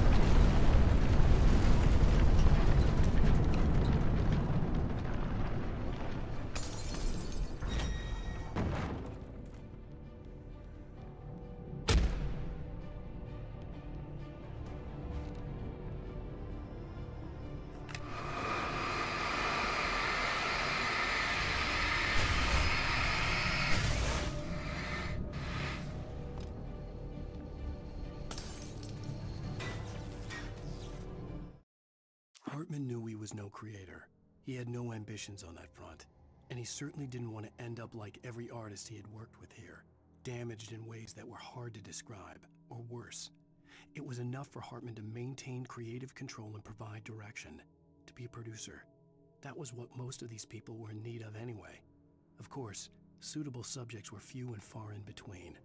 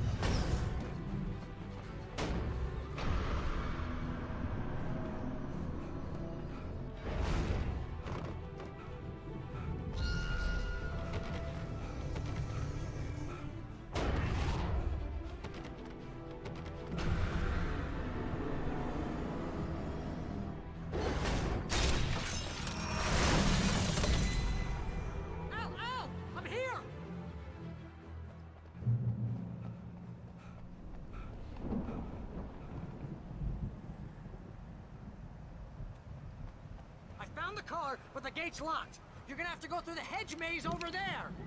Barry, I don't have a light. Take this, Al. Oh, God! Look at the house, Al! Look out!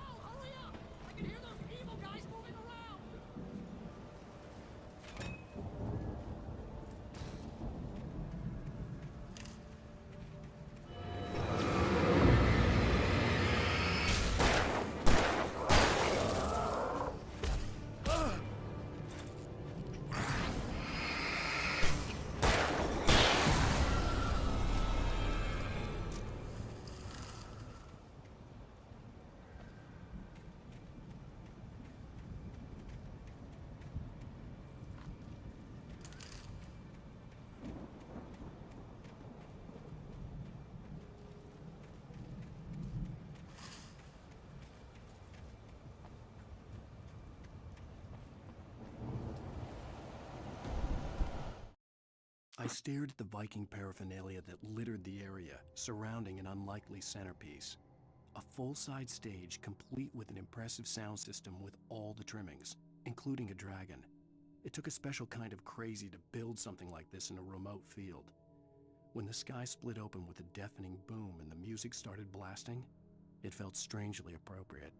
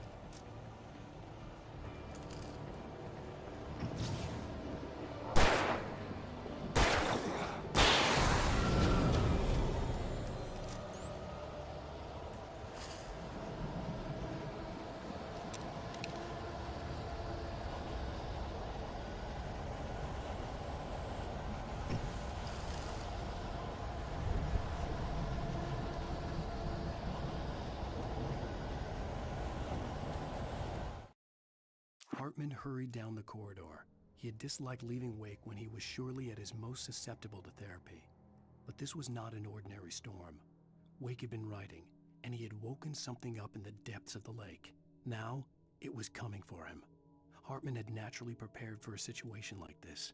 The idiot brothers would keep Wake distracted while Hartman double-checked everything, just to be sure.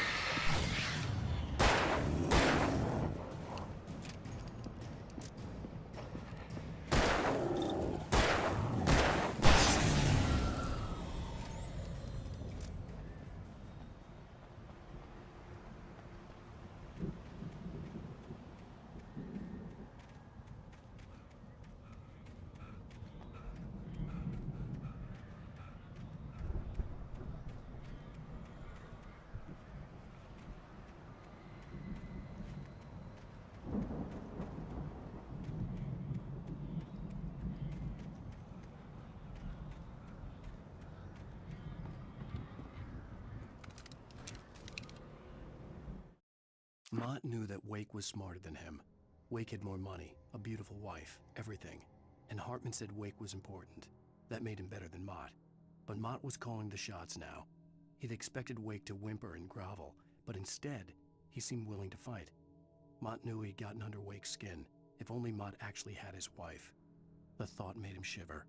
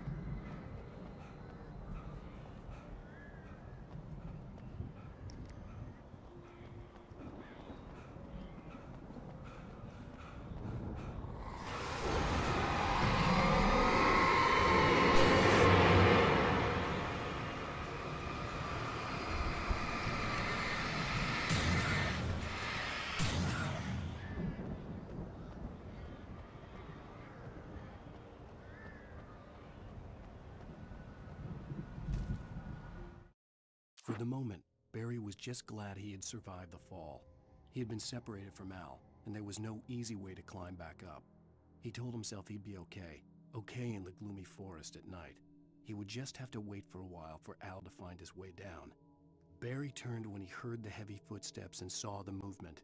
The man-shaped shadow lunged at him from the bushes, an axe held high. Barry screamed and threw up his hand. The world exploded.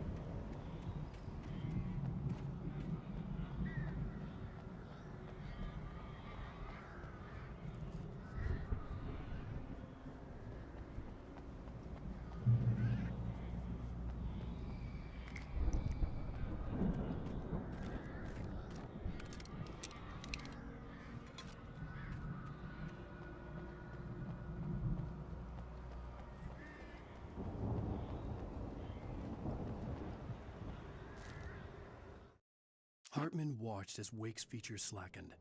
The man was bullheaded, no doubt. Even lying on the bed, he'd almost broken Hartman's nose the second time. But with a little time, he could break Wake down, give him proper direction. Wake was easily the most promising subject he had had. Well, since Tom, really. "Sleep well, Alan," Hartman whispered with a smile. "Let me take care of you."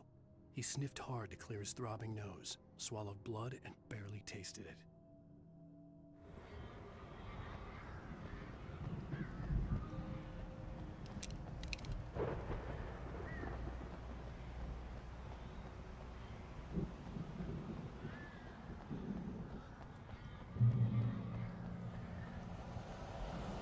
Al! You're alive! get out of here. Can you open this gate? Maybe. Barry. Well, I slammed it shut when the nasty showed up, and the key fits kind of loose in the lock, so,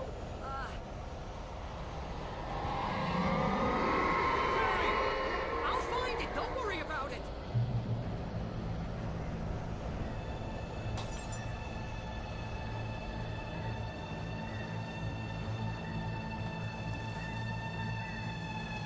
Hurry up, Barry!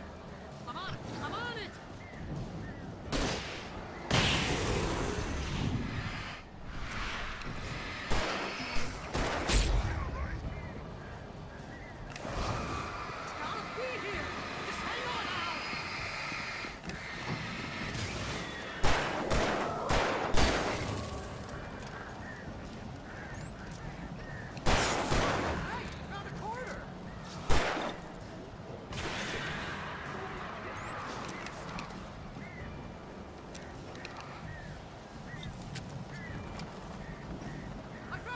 I found it!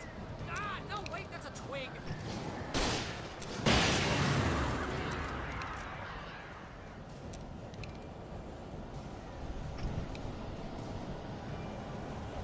Here it is! Al, I found the key!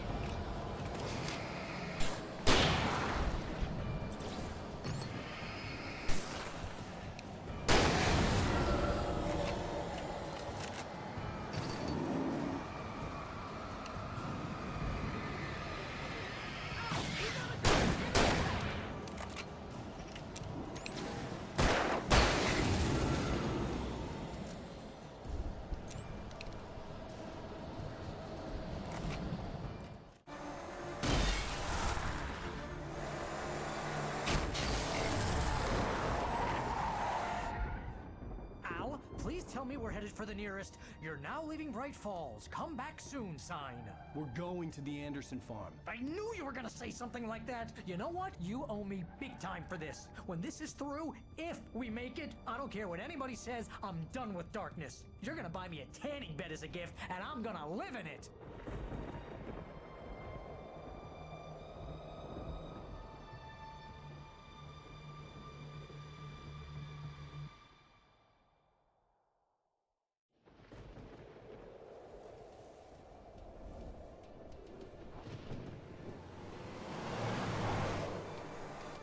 I'm crazy, but that's fine, Barry.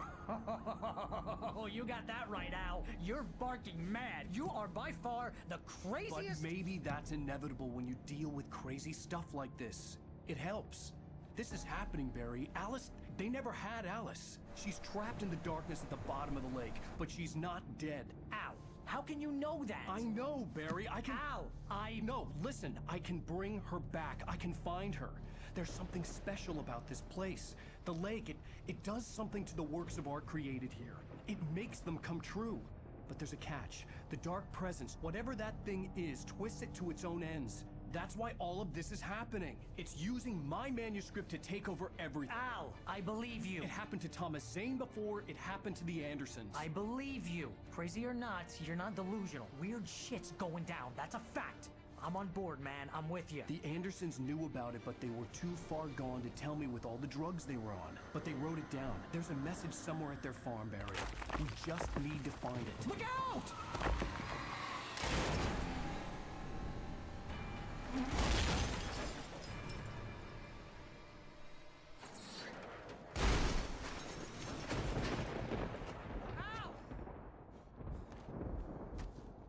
God damn it, Al, talk to me!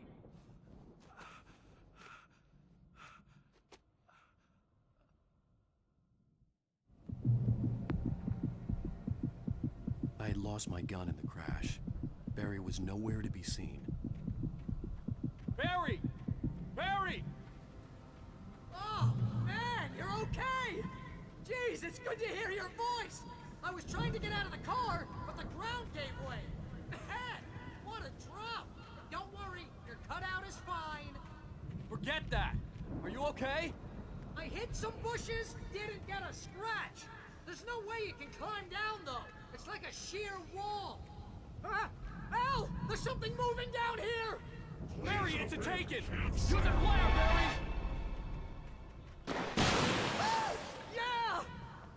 are you alright? I'm good, Al! I'm great! Guess you never messed with anyone from New York City before, huh? You're gonna have to find your way around to the farm, Al! I'll be waiting! Barry, just wait for me, okay?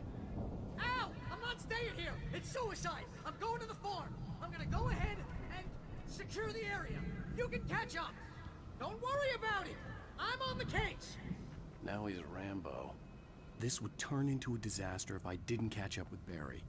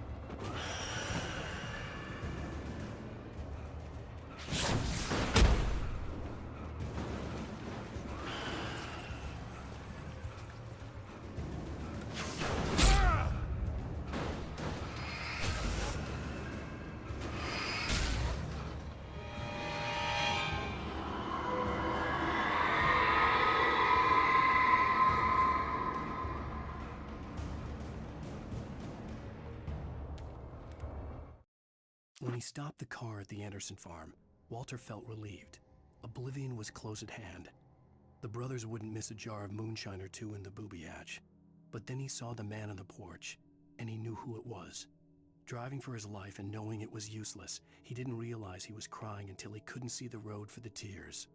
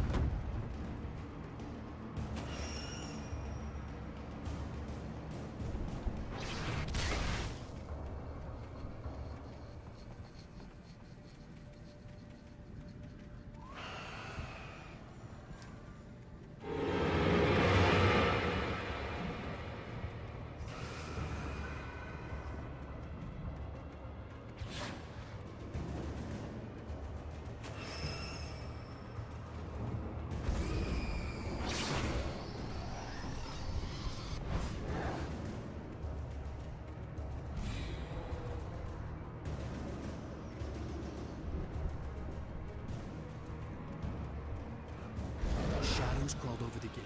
I needed a light to destroy them to get through.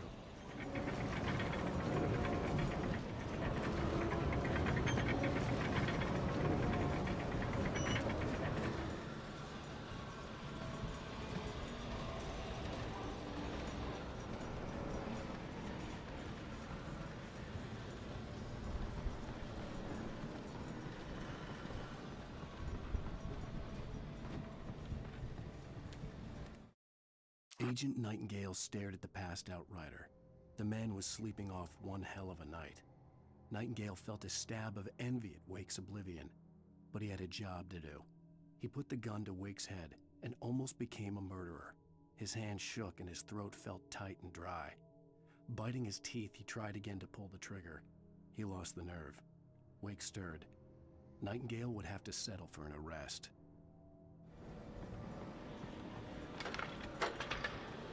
I hoped there'd still be a working generator somewhere around here to power up the old lights by the gate.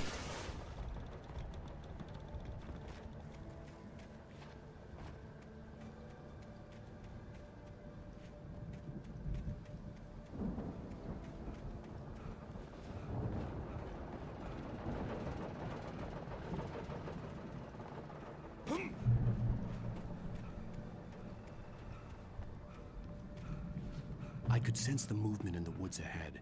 Facing the enemy without a weapon was dangerous, but I had no choice.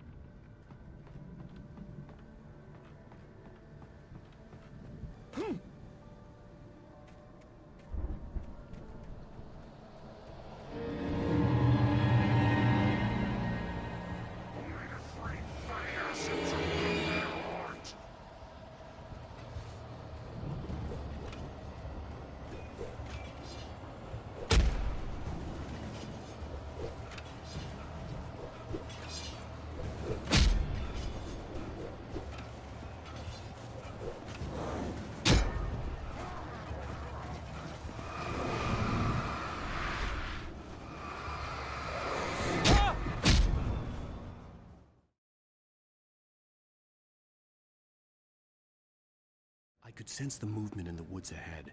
Facing the enemy without a weapon was dangerous, but I had no choice.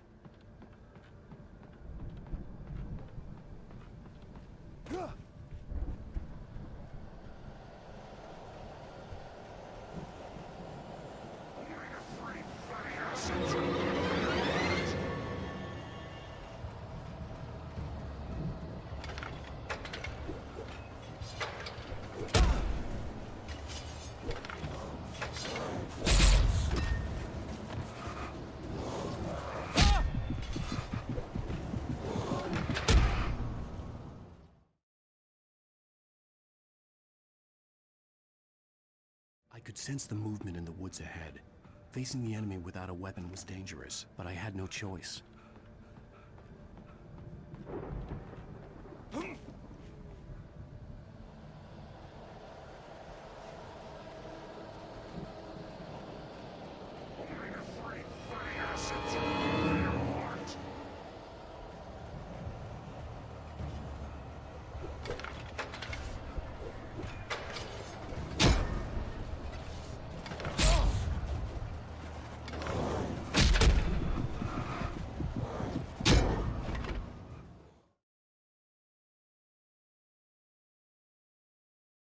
I could sense the movement in the woods ahead. Facing the enemy without a weapon was dangerous, but I had no choice.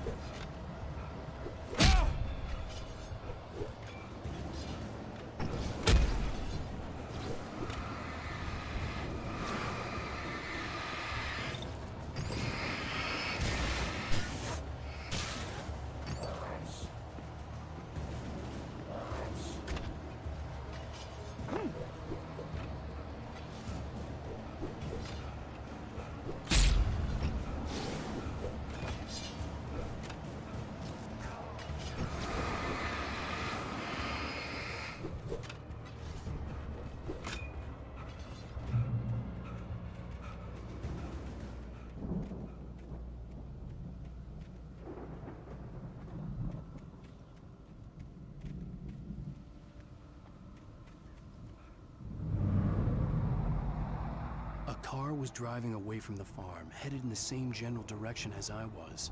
For all I knew, it was Barry, caught in the consequences of leaping before looking.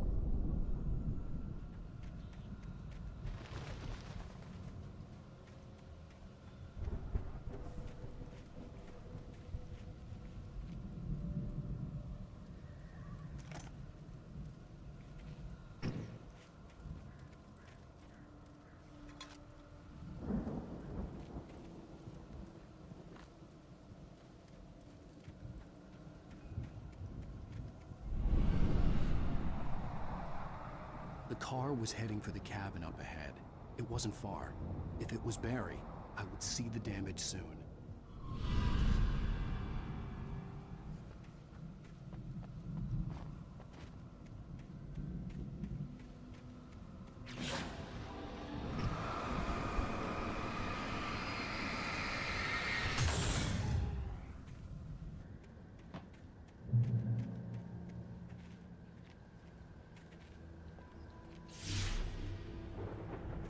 I'm trying to deliver each page to the right time and place.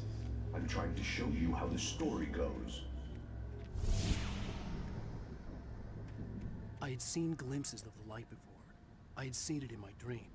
It was a strange spaceman or The dark presence followed the choreography laid out to it in the manuscript, growing stronger and stronger, moving like a storm from one scene of destruction to the next.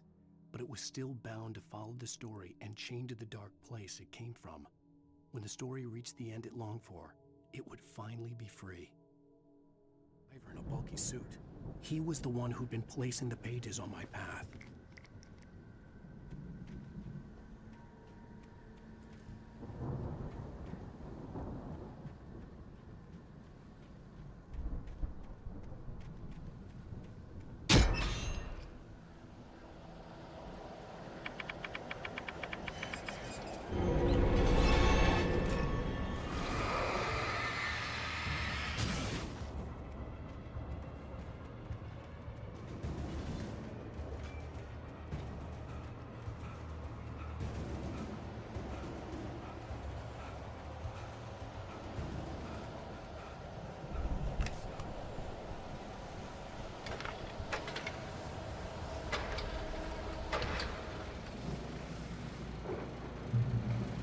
Someone had left a gun behind.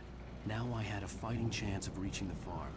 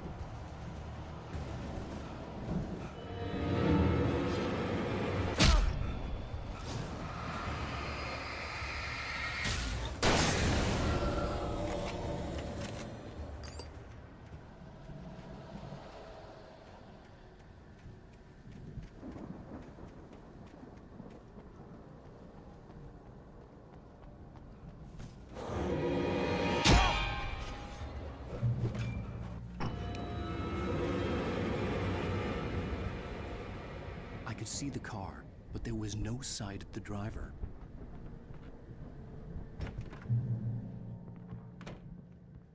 Hello? Anybody here? Barry! No! Danny, you're not! Please! What are you? No! Don't! I'm sorry! Ah! Ah!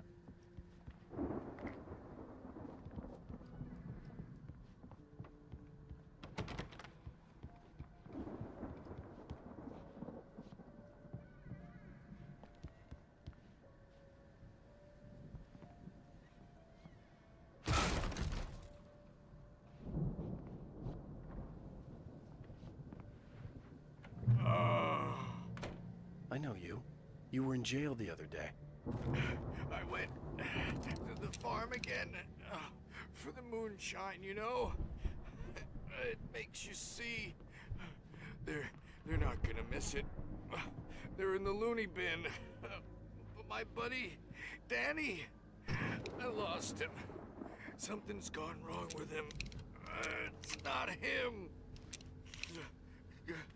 Like a real bad follow-up to a real good movie. The best friend's suddenly the bad guy who wrote this crap anyway.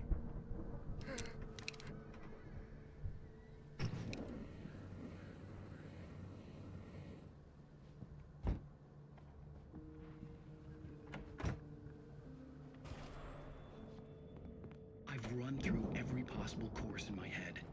If I continue like the Dark Presence wants me to, the story I'm writing won't save Alice. It's a horror story, and it's going to kill her, and me, and everybody in this town. No one will survive. Darkness will consume everything. This is what it's wanted all along. It will be free, unstoppable. It used Alice to get to me, dangled her in front of me to keep me going. It was never going to release her. I'm going to change this. I'll escape. I've written myself into the story. I'm now the protagonist. This feels like a terrible risk, but it's the only way to save Alice. I'll be bound by the events of the story just as much as anyone else who's been woven into it. The story must stay true for this to work. There have to be victims along the way, near escapes, cliffhangers. In a horror story, it can't be certain that the hero will succeed or even survive. He almost has to die. I'll write my own escape into the story next. I need help. Zane's going to be the one who will help me.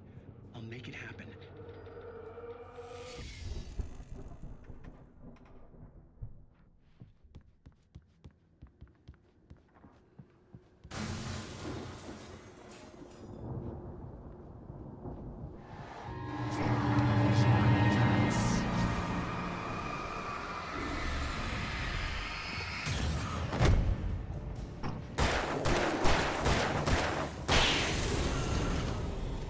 Let me guess.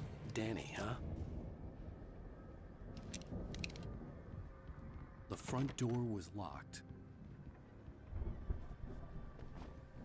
The farm was still a good distance away. I'd need a car to get there fast.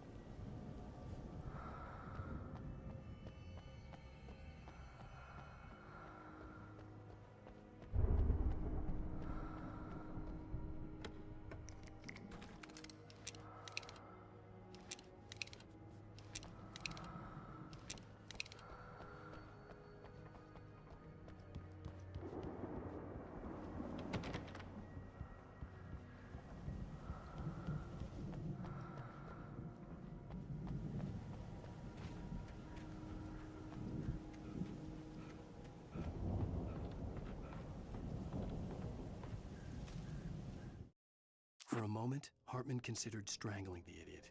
Mott was mean-spirited, but easily manipulated, an emotional infant who lived for his approval. Wake, by contrast, was a far more difficult subject. Mott had given him too much leash. In 2 days, who knew what could happen? Hartman would have to find a way to rein him in, and quickly.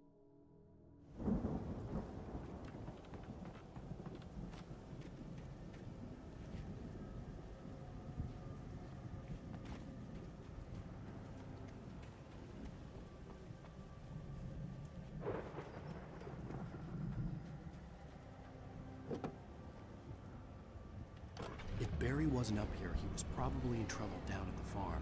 For a moment, I felt bad for doubting him. After all, I'd made it this far myself. But Barry was Barry.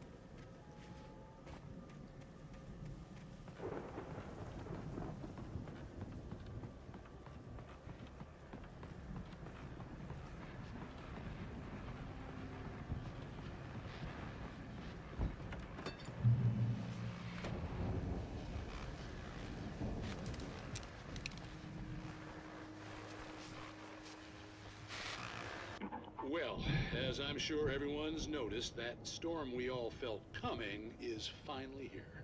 The boys at the Weather Service reckon it'll last until morning at the very least. Pertaining to that, let me read that missing persons alert again. The Sheriff's Department's still looking for a Caucasian woman, 30 years old, slim and blonde with blue eyes. She may be lost in the woods, and it's possible she's been injured in a car accident. If you see her, please make sure you get her indoors and call the sheriff. It's bad weather to be caught out in, so if you see someone in the area who maybe looks a little confused, give him a hand, all right? This is Pat Maine on KBF FM, hoping you're all safe and warm tonight.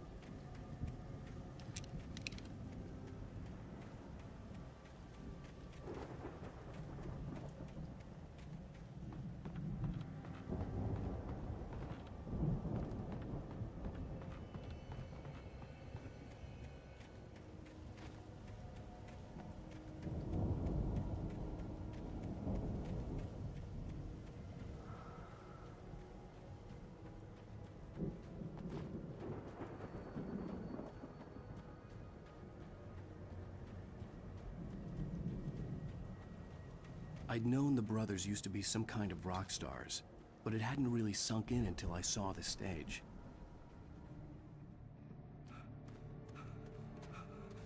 Ow! Run! Incoming! There's too many of them!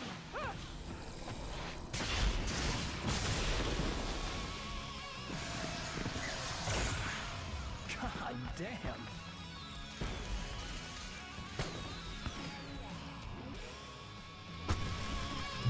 I'm so glad you decided to go it alone, Mr. Bronson. Shut up and shoot!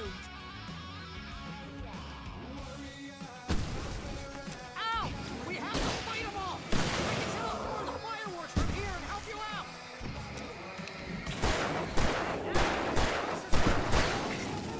This place is stopped!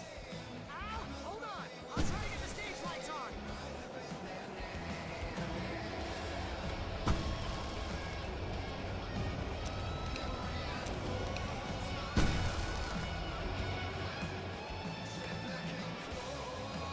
Yes! Here we go! Barry Wheeler to the rescue!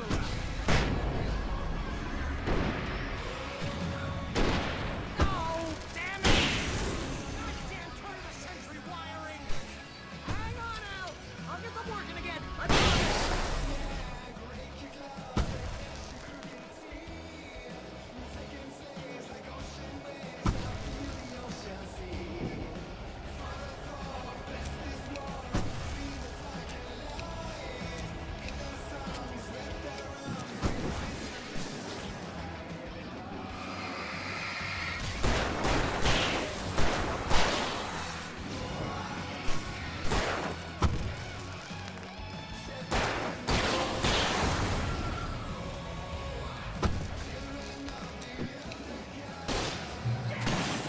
Stay in the light!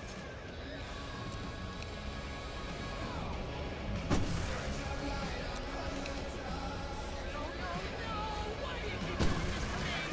Do it for Barry, please, please, please!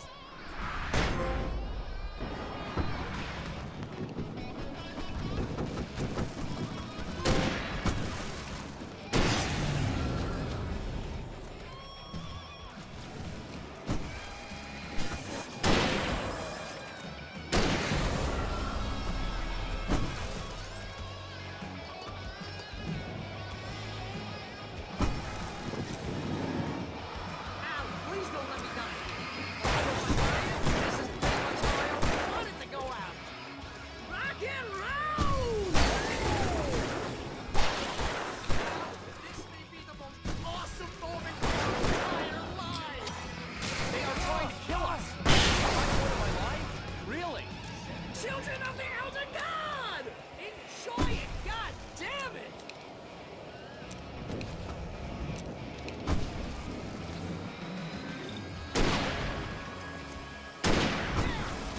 Back in the game! Yes!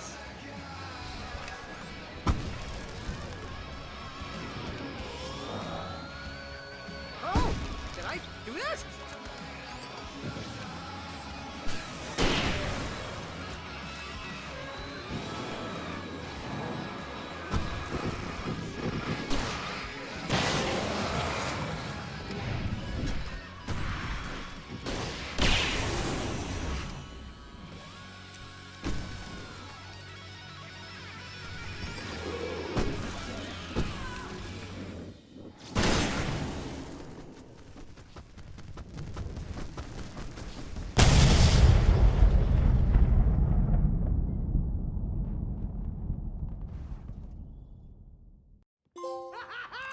That was awesome!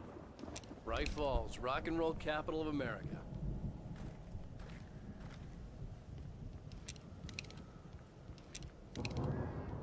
Hey, Al! This way to the farm!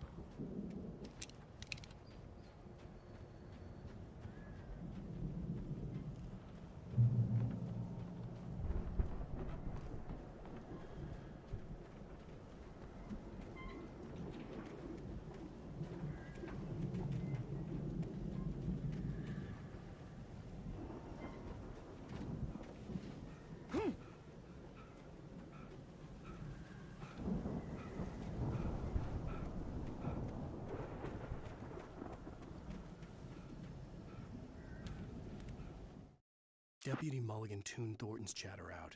He didn't think riders were particularly useful people, and a huge manhunt for one struck him as idiotic.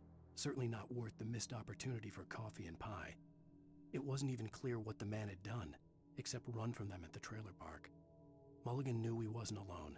The sheriff's patience with the Fed was running out.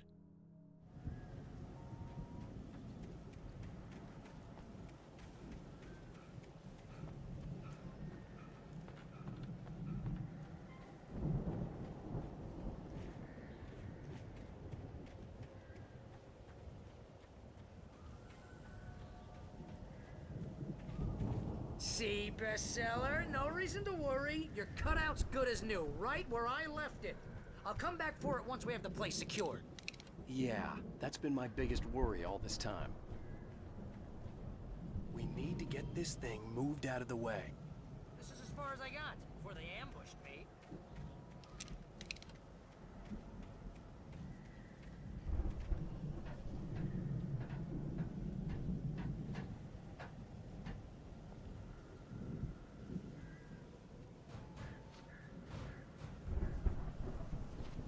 Hey, I think Alan Wake here has something to say. What's that, Al? Ooh, I'm Alan Wake. I'm always right about everything. And if I don't get my way, I'll sulk all day long. I'm always intense and moody. It makes me very attractive and mysterious.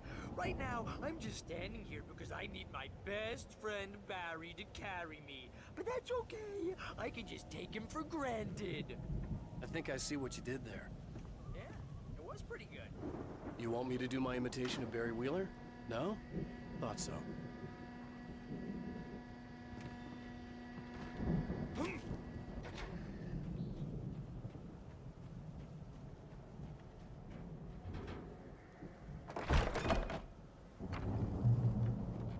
Wow!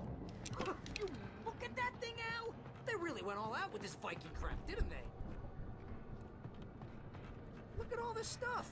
They must have done okay for themselves, so how come I never heard of these guys before? And this from the guy who learned about Ozzy Osbourne through reality TV?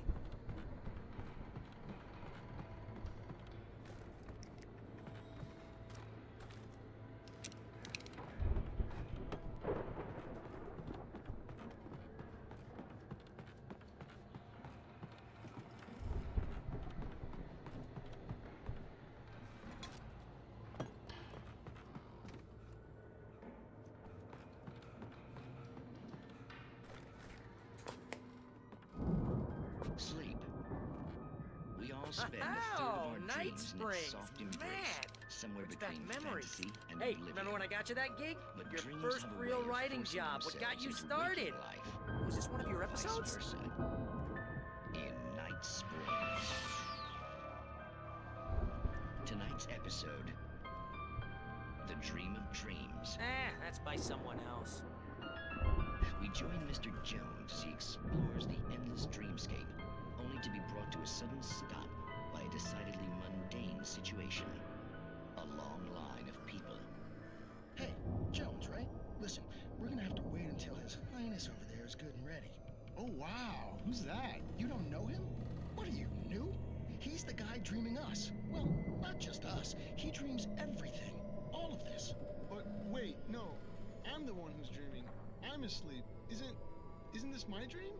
Oh, yeah. Sure. Get real, pal. You're just another dream. I'm a dream. You're a dream. The weirdo in the diving suit is a dream. And the girl made of smiles and sunshine is definitely a dream. But I'm pretty sure I'm dreaming this. Well, maybe you're a really confused dream. What am I, a shrink? All I know is I'm going with the smart guys, and they say that's the guy doing the dreaming. Right there. I don't know what that means. It means we keep him happy. No sudden falls. We make sure he has his clothes on when he goes out in public. No chases where the monster is nipping at his heels and he runs like crazy, but his legs don't seem to get him anywhere. None of that. Because if he wakes up in a cold sweat... Oh. Yeah, precisely. So we wait till he wants to move on. Keep things nice and calm. Hey, something's happening here. Yeah? What's that? What? Can't you hear that? Oh, God help us, it's an alarm clock. Oh, it's you, isn't it? Please, man, I got a wife and kids. Please don't wait.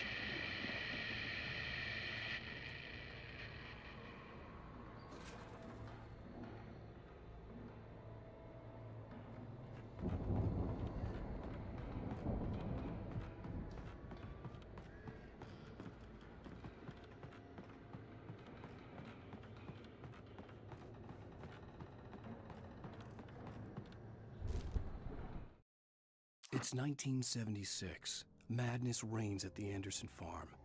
Contrary to all logic, the headiest ingredient of their moonshine is unfiltered water from Cauldron Lake. The Andersons feel like gods. Odin can't stop laughing. He contemplates cutting his eye out. Tor runs across the field, naked, shrieking, hammer in his hand, trying to catch lightning. Their songs have power. Something ancient is stirring in the depths, coming back.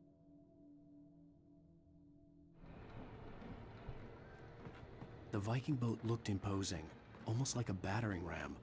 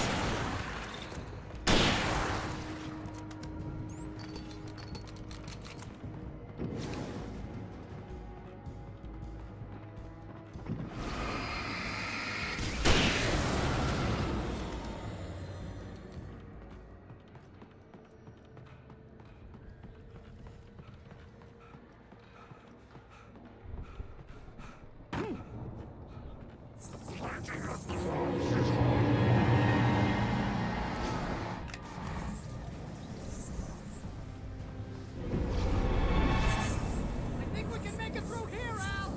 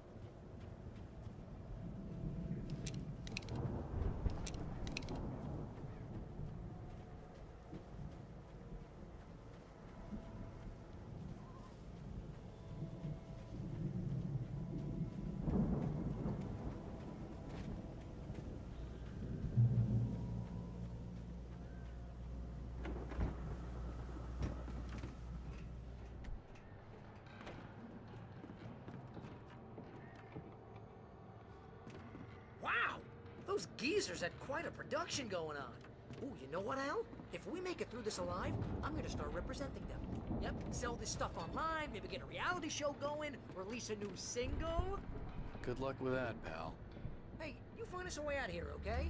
I'm gonna take a closer look at this stuff. The door was barred from the other side. I'd have to find another way.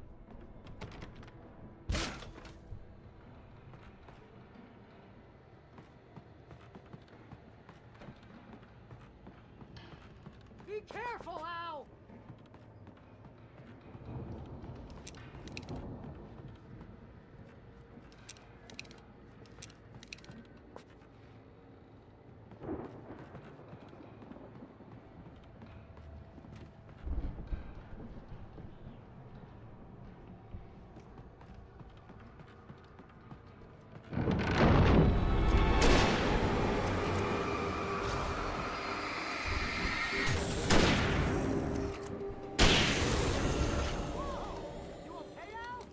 I'm good. Keep your eyes open, okay?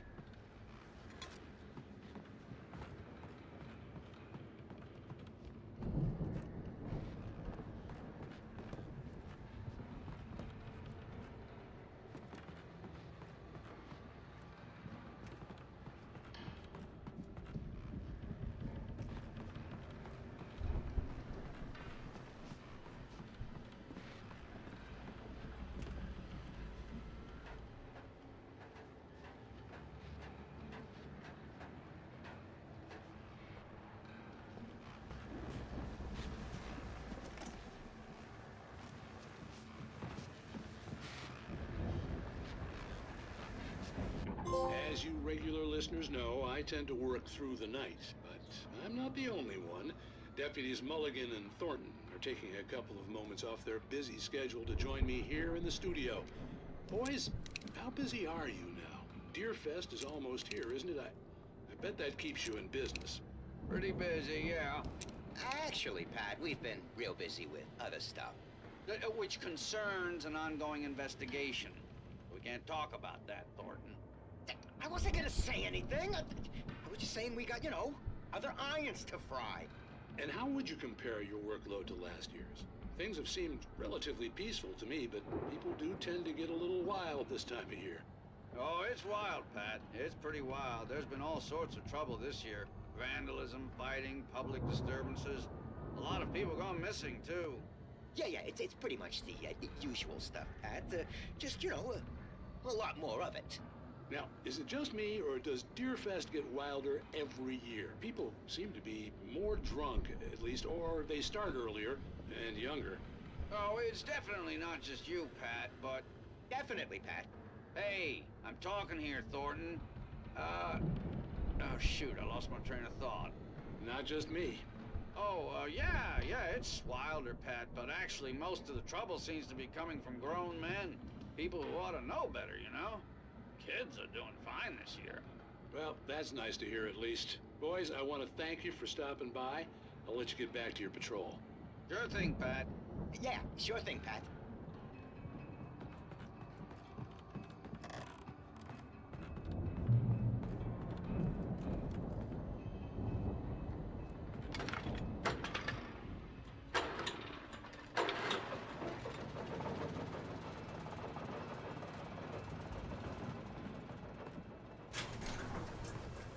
I could see the building that had to be the Andersons' home on the other side of the field. It wasn't far now. I wasn't worried about trusting the ramblings of two burned-out geriatric wrecks. They had the goods.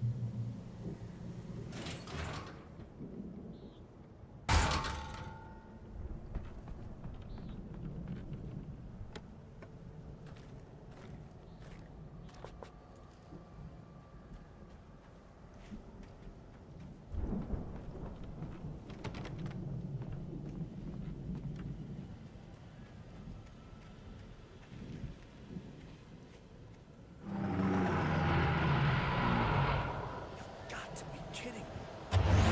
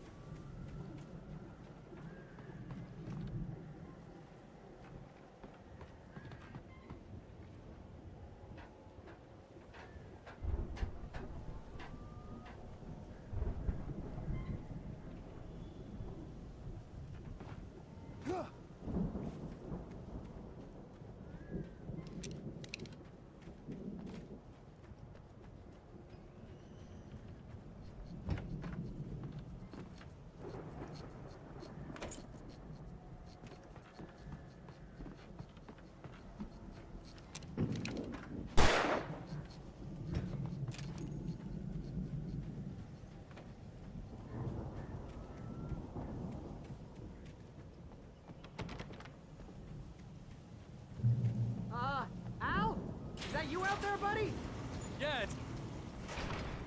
Hey, let's go, man.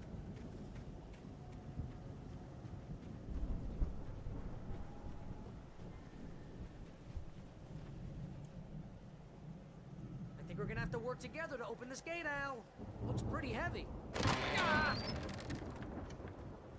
Hey, I think that's the farm on the other side of the field. We're almost there.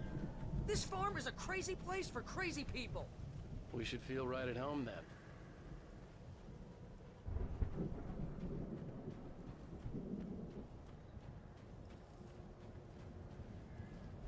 Come on, one more gate. Let's do this.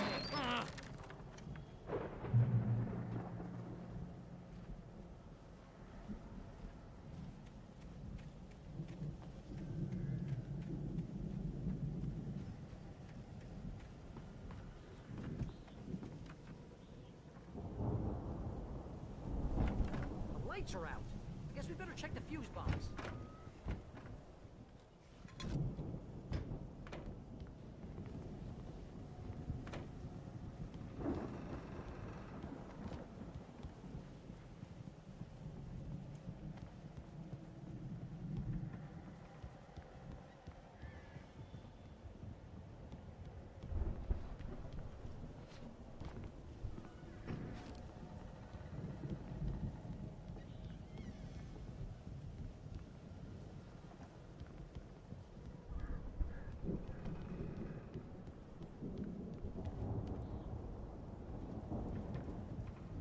The power downstairs was out, but I was sure I could fix that at the fuse box.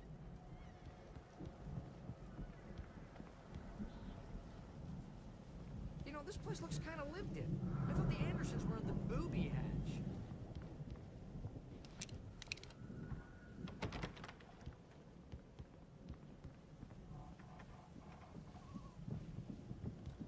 Come on, Al, let's get the lights on, huh? Again, Alice's screams rang in the stillness of the night. I saw myself run toward the cabin, flashlight in my hand. I followed my past self. I was an out-of-body observer, a time traveler in a crazy drunken dream. This was the beginning. The night Alice had disappeared. The mystery of what had happened during the missing week was about to reveal itself.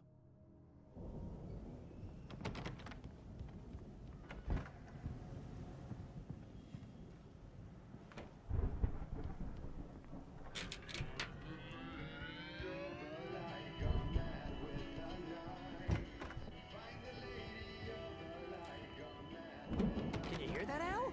Music? Of course. We need to find where it's coming from. That's the message the Andersons talked about. That's the whole reason we're here. Lady of the Light? Oh, that's gotta be... What's-her-face, the crazy lamp lady from the town. Cynthia Weaver. Right. Must be.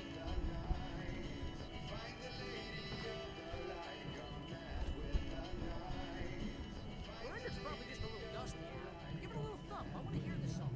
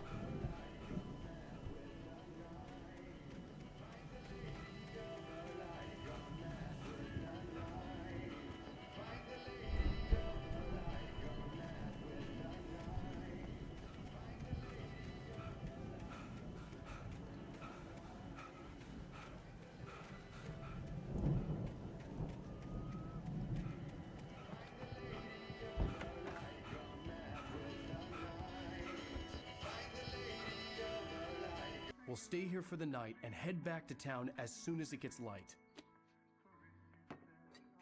Hey, Al. Lots of hours before dawn.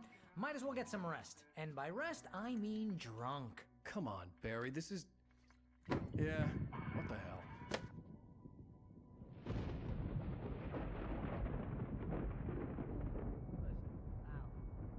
I'm sorry about this. No, seriously, because I know we don't get along, but we're gonna find her, right? And even though you're a crazy bastard, I'm gonna stick by you, no matter what, ever, Al. Sure, like a brother. I'm a writer, goddammit. Correct.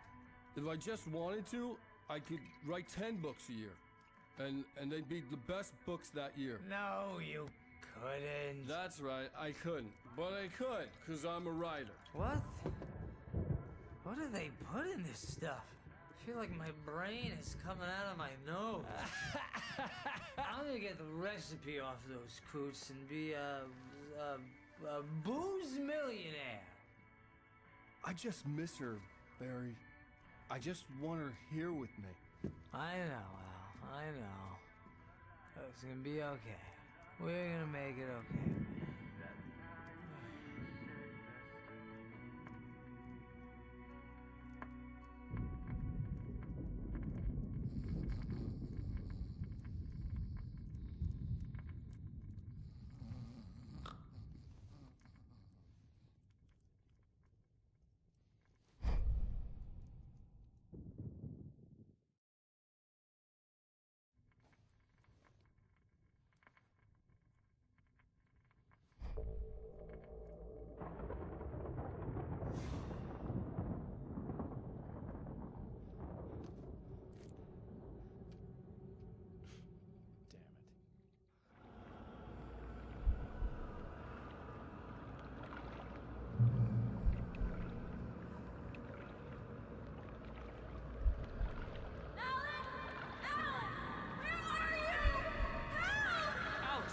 Coming!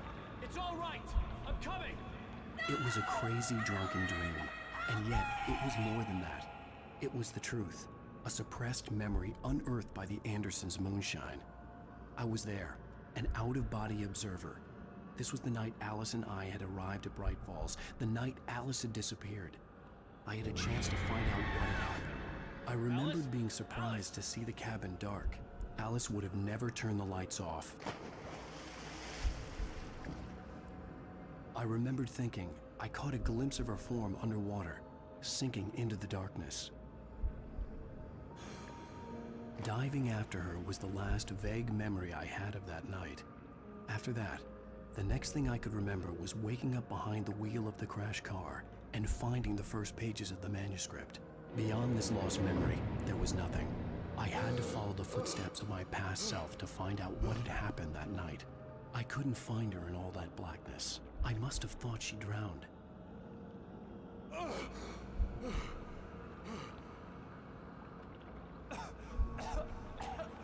Alice! Jagger had Alice, and so she had me. Alice!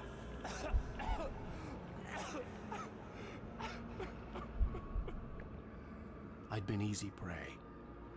Look at the cabin. Is there someone in the window? Alice? Maybe she didn't drown after all. Maybe she's inside. Alice! Yes.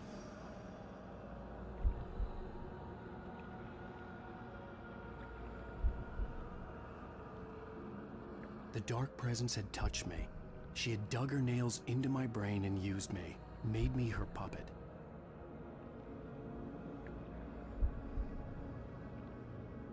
She must be here somewhere. Maybe upstairs in the study. Alice! Yes, that's where she is. You can apologize. Alice! You'll laugh at the whole thing together and put it Alice! behind you. She's not here. You were foolish to think so. No, she's dead. She drowned. No, no, no! It's your fault your wife is dead. You are guilty. All she wanted was to help you right. You killed her. Oh, hush. There's still hope. Cauldron Lake is a special place. Here, you have the power to change things. She wanted you to write. I will tell you what to do.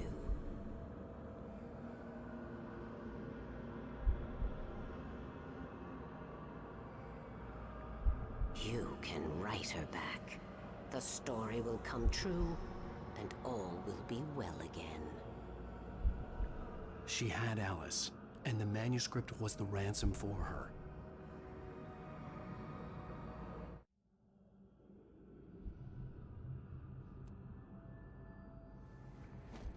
Yes. All right. I'll fix it. I'll bring her back.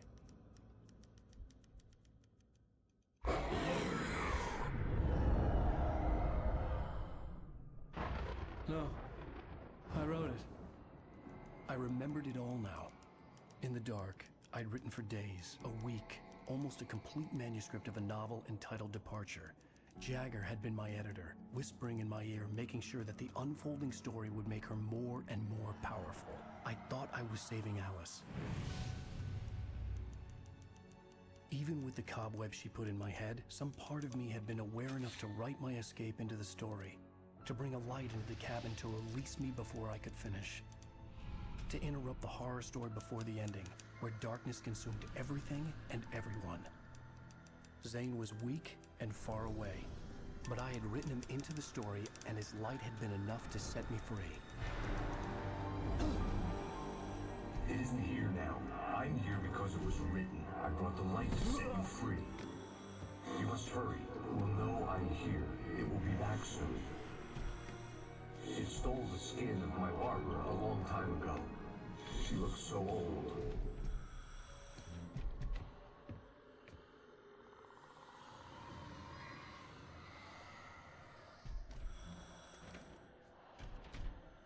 I'd woken up, confused and groggy, my mind consumed by darkness and fear. All I could do was to escape.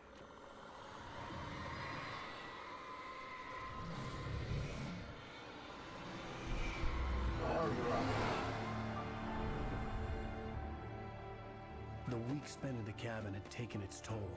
I was barely conscious, and fading fast.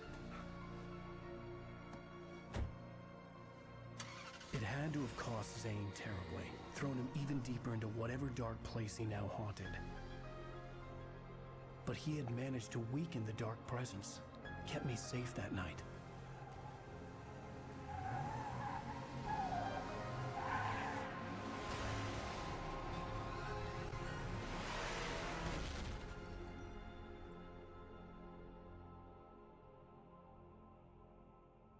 I wrote it. It's my fault. That's right, James Joyce. It's your fault, and you're gonna pay for it.